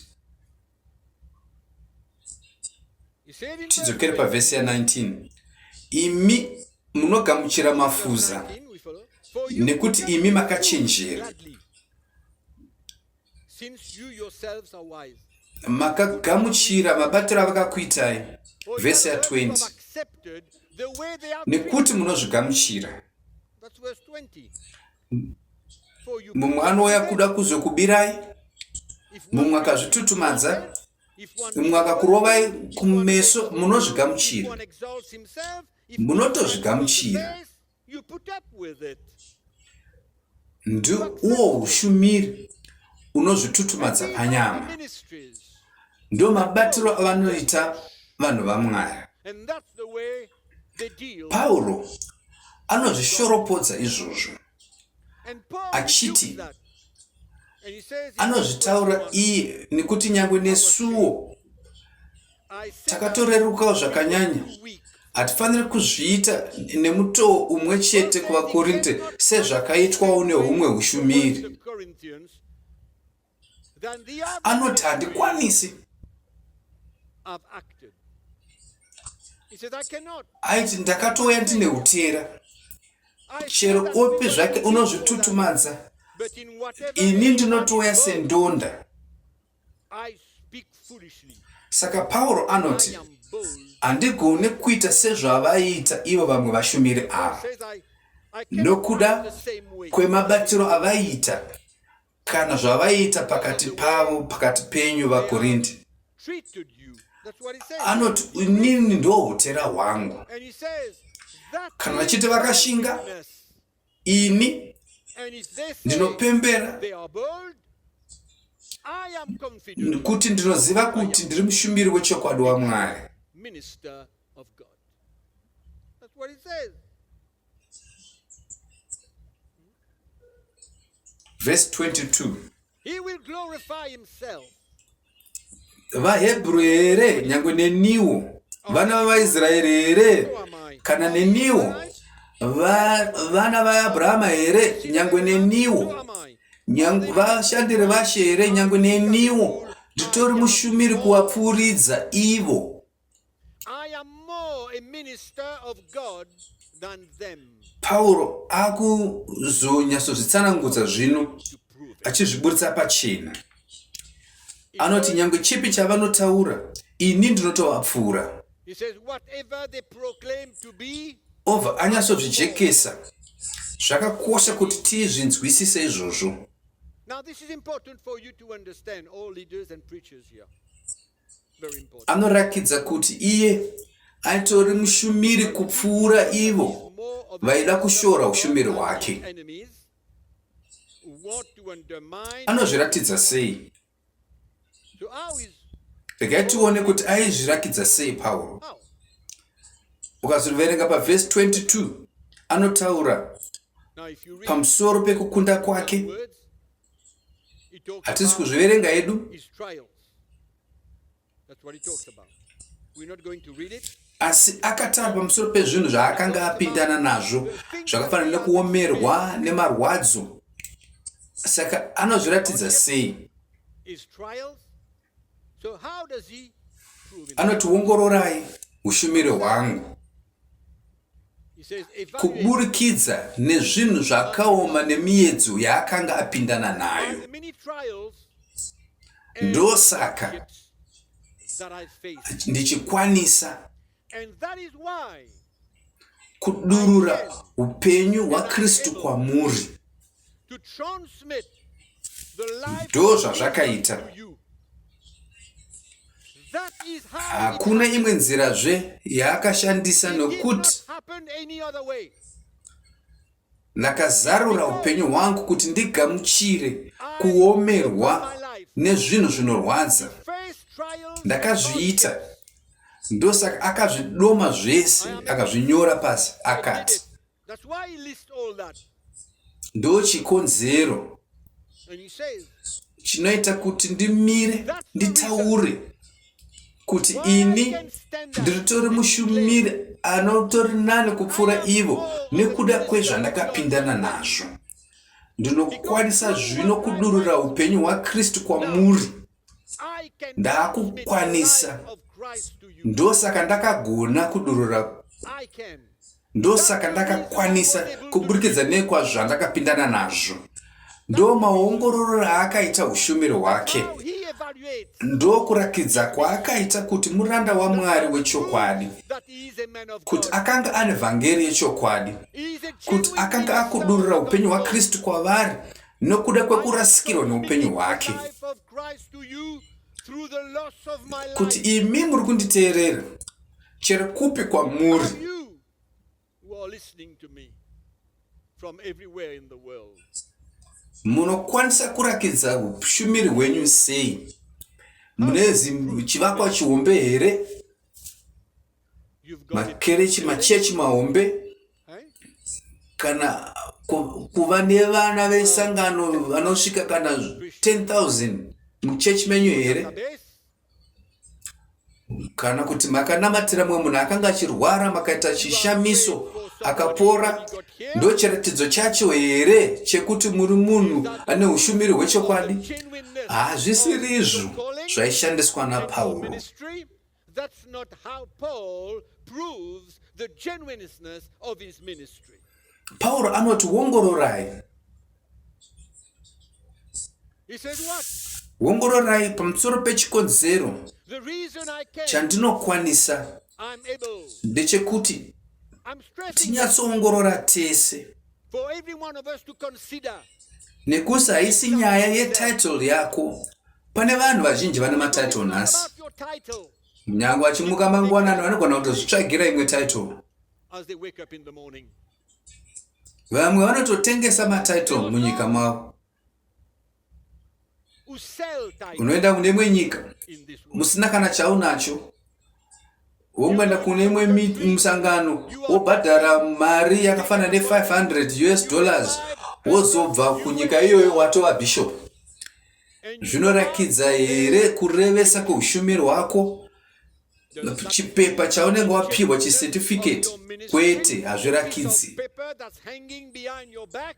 Tinofanira kutorakidza ushumiri hwedu nekurevesa kweushumiri hwedu Prove the genuineness kuburikidza of our neupenyu ministry hwedu nemashumiriro atinoita by our life shoko raMwari and by the way we minister, nezvinhu zvatinopakura mumweya, by what we transmit. That's what Paul says. kuti tiri kutodurura upenyu hwaKristu mumweya, musimba romweya, In the power Nekuti- of the Spirit. Because nekuti pane zvandakapindana nazvo, pane zvandakagamuchira. Hapana zvechimwe chikonzero kana chimwe chitsananguro. no other explanation. Ndozviri kutaurwa apa. VaHebheru here nyangwe neniwo, vaIsraeri here nyangwe neniwo, Or the Hebrews, vana vaAbhurahama here nyangwe neniwo ndiri mwana waAbhurahama. so am I. Are they the seed of Abraham? Asi anozembera mberi achiti, That's good. vashumiri vaKristu here? But then he said, are they ministers of Christ? Anototi ini nditori mushumiri kupfuura ivo. He says, I am more. I am more of a minister of Christ. Anoti pamabasa, pakurohwa, In pakutambudzwa, kushungurudzwa, zvese anozvinyora. list the whole thing.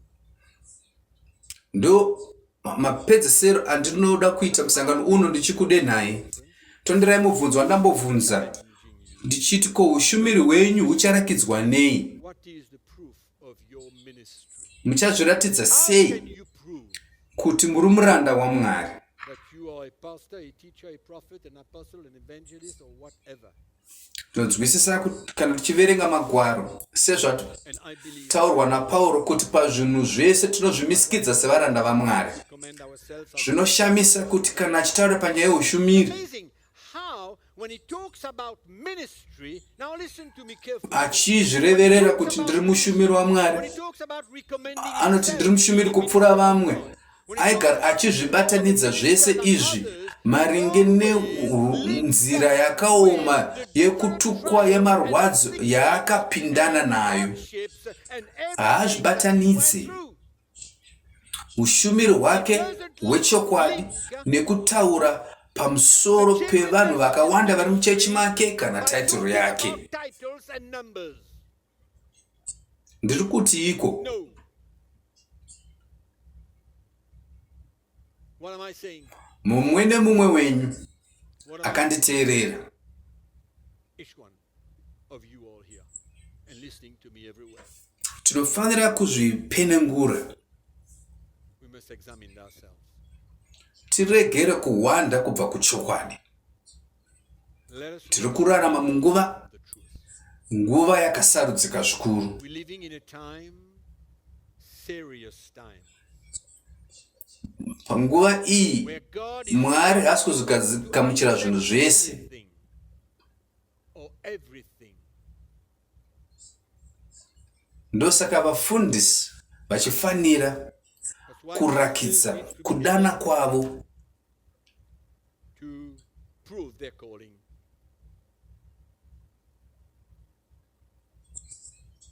muri kunzwisisa here zviri kutaurwa naPauro apa, kuti anobatanidza ushumiri hwake nei? What does he link with his ministry to prove with dai Jesu vaifanira kurakidza ushumiri hwavo nemutoo if Jesus uwo had angadai done vakakundikana. ministry in another Pangadai way, pasina kana mumwe chete aimutevera, angadai akakundikana. because there was nobody following him. Vazhinji vakaenda vakabva, akambenga ane chaunga chevanhu vakawanda vaimutevera. But he had multitudes following him. You Umwe can't unogona kurakidza ushumiri hwako numbers and neuwandu hwevanhu vanokutevera kana title yako handizvoba izvozvo. Ndosaka Mwari ari kutsvaka varume That's why God is seeking for vanokwanisa kupakura upenyu hwavo who will be able to transmit his life. kuburikidza neushumiri Where hwamweya mutsvene anenge achibata basa. Spirit Uye vanhu ivavo vachaparidza evhangeri vachirakidza mweya nesimba. with demonstration of spirit and power. Ikoko ndokudanwa kwedu. Ndiko kudanwa kwedu. Calling. Ndokudena kwandinokudenai nako. Ndichipedzesa. Challenge. Verse 13. And to end up, Ngativerenge pamwe chete. verse 30. Read it with me.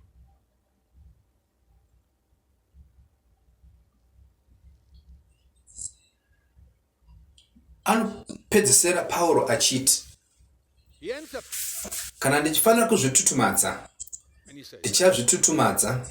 if I must Verse go, 18 yatamboverenga iya. he said before. Achiti vamwe vanozvitutumadza panyama. Remember verse 18? Anoti ininiwo ndichazvitutumadza. Seeing that many boast Asi according kwete to nemukuzvitutumadza kwavanoita. but he is not going to boast like that. Anoti kana ndichifanira kuzvitutumadza, ndichazvitutumadza He says, if I must boast, I will boast pazvinhu the things which zvandakasangana nazvo zvakafanana neutera hwangu, nekuti aiziva kuti aiwanei pazviri. what he is going to get from it. Ndo zvinotaura neshoko apa. That's what he says. Pauro anozvipembedza, He glorifies himself. anotaura The right word pamusoro pekuzvipembedza about glorifying. achiti ini ndotozvitutumadza muutera hwangu ndichigamuchira urongwa hwaMwari kuburikidza nekwaKristu nekuda kwekereke. Of Jesus Christ. Saka mubvunzo wangu ndowekuti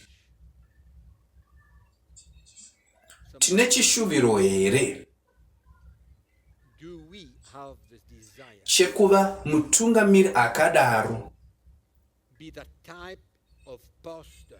Ungadai uri muvhangeri kana mufundisi kana mudzidzisi, une chishuviro here We have chekuva mutungamiri akadaro? be that type of a leader. Ndo pandinoperera paconference ino ndichikudenai nekudena uku Conference muupenyu hwenyu. with that challenge in your life. Ndinokudenai nekudena uku muupenyu hwenyu. Handisi kukutyisidzirai? Kwete. I'm not making you scared, Nekuti ndakamboti not at chishuviro changu kwamuri because I once said ndechekuti mubudirire muushumiri, desire for you. muvake mhuri vanhu vaMwari.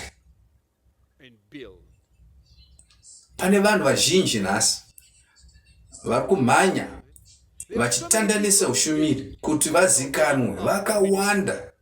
after recognition. Varoda kuva nemukurumbira. Plenty. Vaitei They want to be kuti recognized. vazoda kuonekwa. What have they done to ask for Ini recognition? ndakaenda kuBible school. Hey, brother, Waita Bible Bible school. So what? Wobva wafunga kuti ndo zvinoita kuti uve mutungamiri wakamandorokwati waMwari. To be a pastor Pane or a leader or zvizhinji something like that. zvekutarisa zvatinofanira kuongorora muBhaibheri, Much to see, zvatinofanira kuziva much to examine our kuti lives. tive kuti tinogona kufadza Mwari sei About how to muushumiri. be approved of God. Handisi kungozviomesa, asi munofanira kunzwisa kuti Mwari nhasi fanira kuzungunutsa kereke. I believe that today, kuzungunutsa God wants to shake kereke, the church. kuzungunutsa vanhu vake. Shake the church. Shake his people. Zvinhu zviri kungofamba zvinyoronyoro, Things are going chinamato chiri kutoramba chichitodzika midzi mukereke. is being established in the church.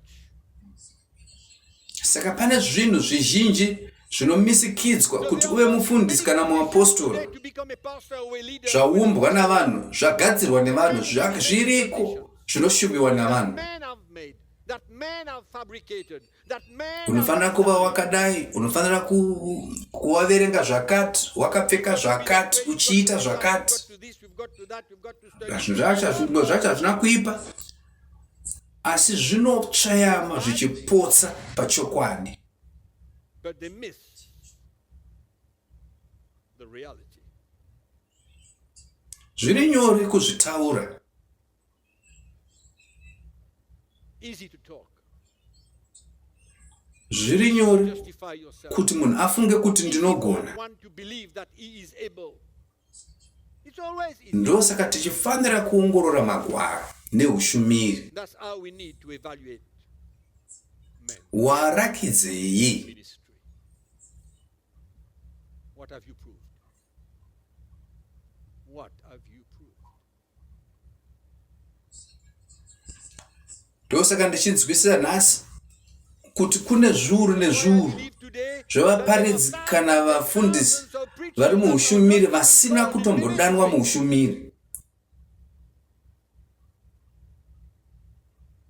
They don't know. Havazive hudzamu hwekudanwa nekudanwa kwaMwari. Ini handizive zvinhu zvese. I don't know everything. No, I don't know everything. Asi ndinogoverana nemi zvishoma. But I share with you the little bit that I know. Ndosaka Scriptures.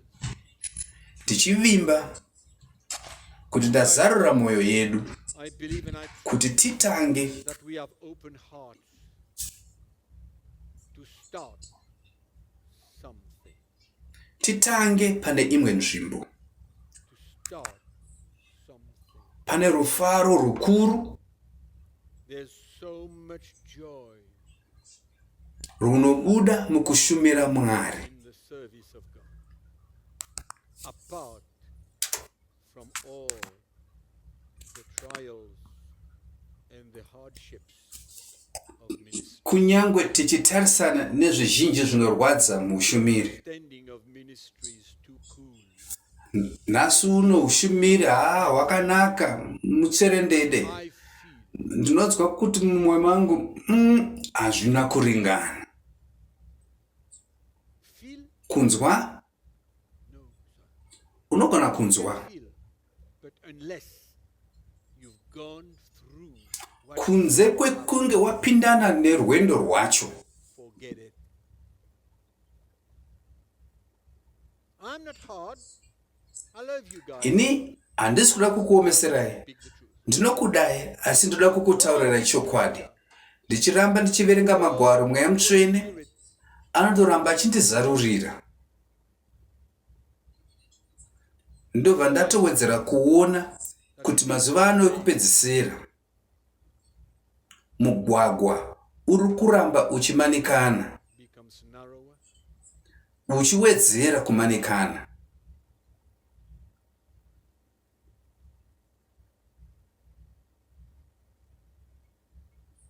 Think about the good things Fungai God is going to do with you and zvakanaka zvichaitwa naMwari kuburikidza nemi nemamuri. Fungai nezvazvo. as you take up that Muchitakura muchinjwa wenyu muchimutevera. Fungai zvakanaka zvichaitwa naMwari. Tarisai kuna Jesu. Ngatitarisei kuna Jesu. Did I don't think we read carefully Handizive kuti takasoverenga zvakanaka here of verse 3. kumagumo kwevhesi 3.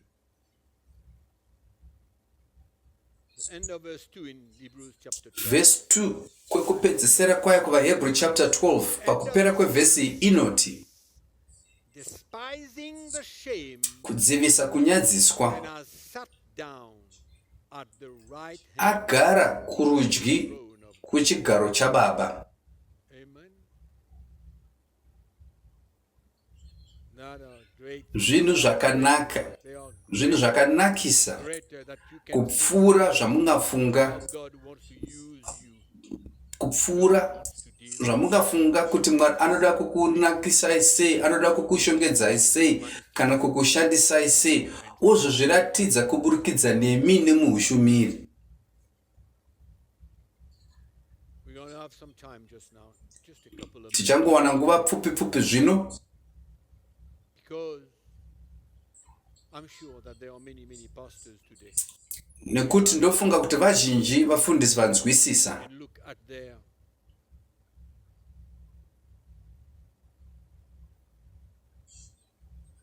road that they have been walking, what they have done.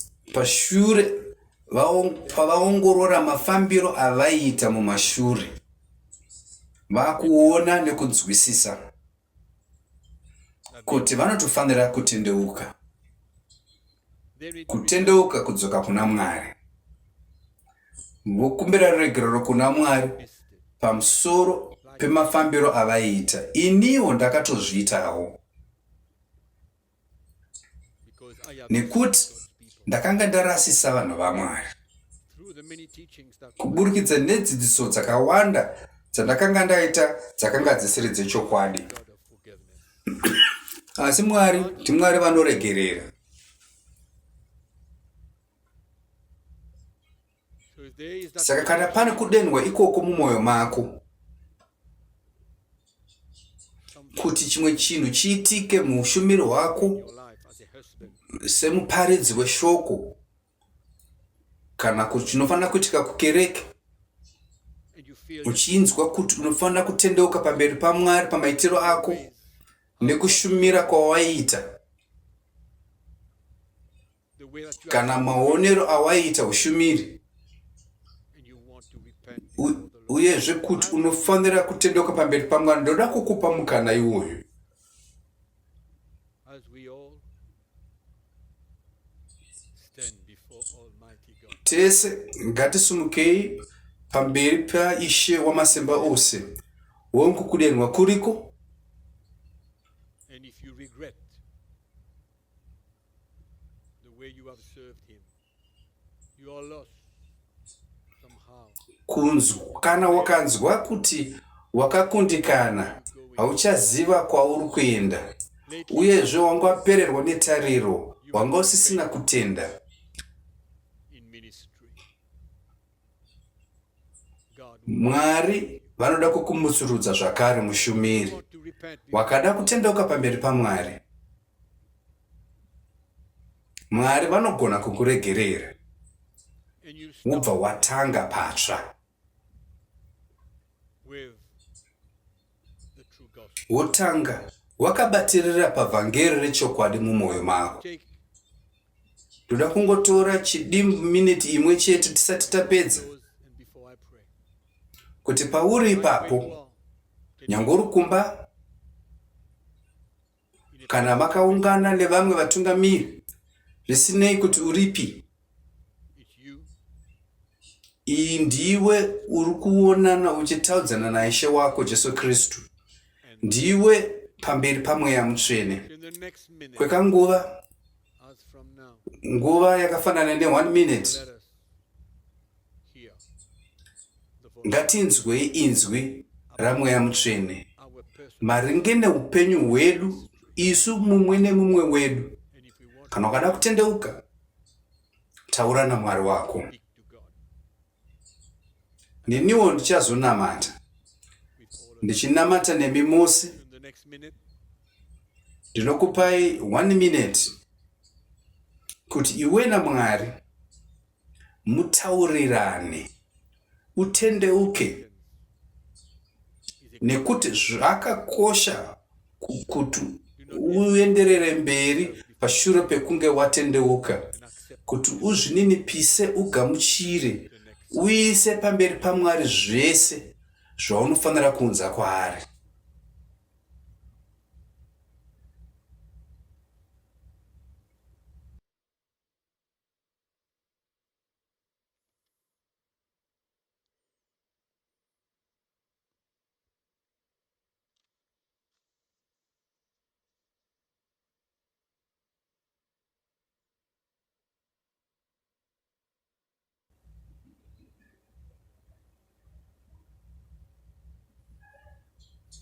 Thank you, Lord. Tinokutendai Mwari.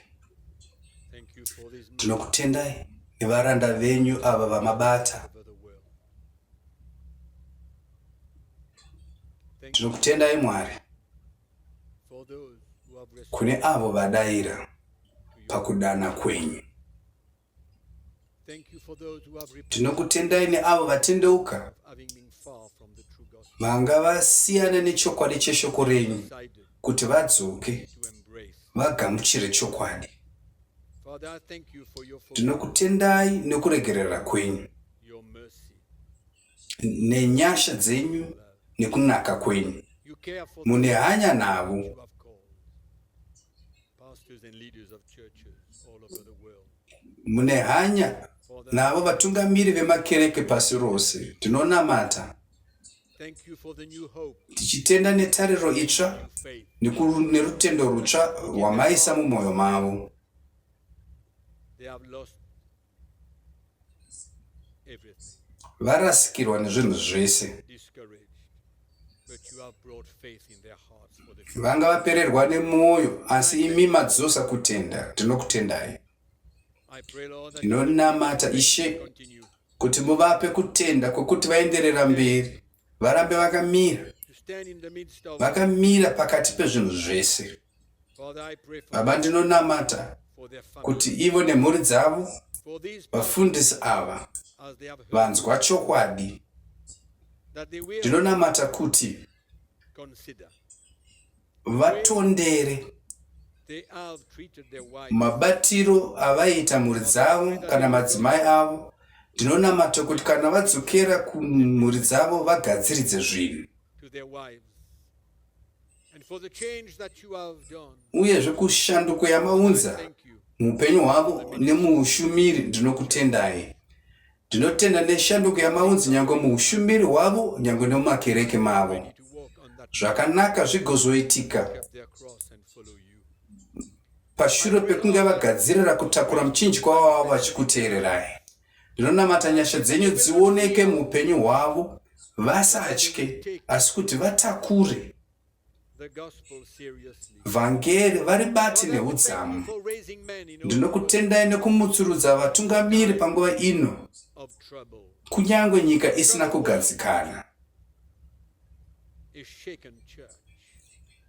Pakati Father, thank you for pechechi, shaking the church. pakati pekereke pasina kumira zvakanaka. Foundation. Ndinokutendai nekuti muri kuzungunutsa makereke, Leaders. muri kuzungunutsa upenyu hwavatungamiri. Ndinovanamatirira kuti muvachengetedze. May your grace Nyasha dzenyu ngadzive navo, as they obey your truth. vagokudayirai pachokwadi chenyu.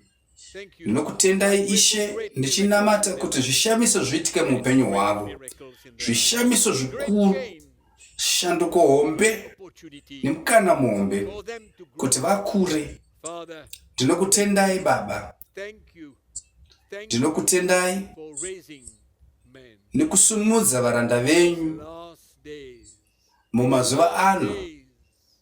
Father, Ndinonamata Baba, I pray vabatei muzita raJesu that they will never be the same again. kuti vasadzokere kune zvavanga vari, asi vabatisise chokwadi chavagamuchira. Baba, Father, it's your grace and inyasha dzenyu nerudo rwenyu kwavari that have brought zvaita kuti vauye vanzwe, what vaone shoko raMwari. Ndinokutendai for your word nekuti shoko renyu rine simba, to take simba rekusandura, kudzoreredza nekuporesa life. nekupa upenyu. Thank you. Ndinokutendai Ishe, muzita raJesu ndinonamata. And I thank you for these 4 sessions. Ndokutendai nenguva yatava nayo mazuva maviri aya apfuura, apo vhangeri raparidzwa. Ndinokutendai. Thank you for giving me the grace. Ndinokutendai nekundipa nyasha dzekuti ndigoverane nevatungamiri vose ava pasi rose. Mufaro wangu. Thank you Ndinokutendai for your nemweya wenyu that's been watitungamirira with me kuti ndigoverane navo shoko renyu. in all that Baba, pazvinhu zvese izvi Jesus. Jesu ngavasimudzirwe, May your church, kereke ngaisimudzirwe, vanhu venyu Mwari ngavasumudzirwe, vasatye chero chipi zvacho chichauya, asi kuti vaenderere mberi vanzwe izvo mweya zvaari kutaura mumazuva ano ekupedzisira. Muzita raJesu, uyu ndo munamato wangu. Ndinokutendai nevanhu vakasvonaka kudai, ndinokunamatai muzita raJesu. Amen. Zvino tinotenda maita henyu vatungamiri, mava nesu pamazuva maviri aya, pamasession 4. Ndinoshuvira ndichinamata kuti Mwari vave nemi, vakutungamirei nyangwe nemhuri dzenyu, nyangwe muushumiri hwenyu nekereke yamakapirwa naMwari kuti muve vatariri. Tonderai kuti kereke ndeyaMwari, kereke ndeyaJesu, haisi yemunhu kana chero mumwe chete kana pakati pedu. Ndinopedzesa ndichiti nyasha dzaMwari dzirambe dzinemi. Handizivi kuti ndichawana futi rini mumwe mukana wekugoverana nemi, asi tonderai kuti ndinokudai, ndinoshovera zvakanaka muupenyu hwenyu. Handizivi kana ndataura mamwe mashoko arwadza kana zvakurwadzai, changa chisiri icho chinangwa changu. Saka ndiregererei kana ndakutadzirai, asi handisi kuzodzosa tsvimbo pane zvandataura, nekuti chokwadi chinofanira kutaurwa. Mwari ngaave nemi, ndinokudai. Ticharamba tichingowadzana nemumwe mutoo, tichitenda zvakare nevese mapinda mumusangano uno. Vandibvumira kuti ndiparidze kune vafundisi vakawanda kudai. Ndinotenda vose vapa mari yavo kuti zvikoneke nenguva yavo. Mwari ngavakuropafadzei, Mwari akuchengetedzei, akupei zvishuviwo zvemwoyo neutano kuti tienderere mberi tichishumira. Mwari akuropafadzei. Tinokutendai, ndinokudai.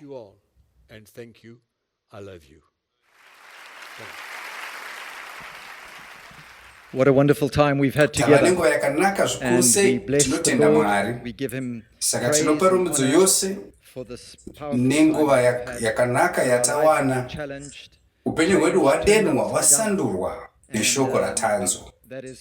Saka tinotenda Mwari nevhangeri ratanzwa nemuranda wavo wavashandisa kune avo vatibata kubva kunze kwenyika. Murambe muchiwadzana nesu, munogona kutibata pa-email address iri pasi pescreen yenyu. Toda kukutendai nekuva nesu. Totenda Mwari nenguva yakasarudzika neshoko rinotisimudzira ratanzwa. Mwari ave nemi. Tinotenda nekuva nesu kusvika tichisangana zvakare munguva inotevera. Tinoperera pano.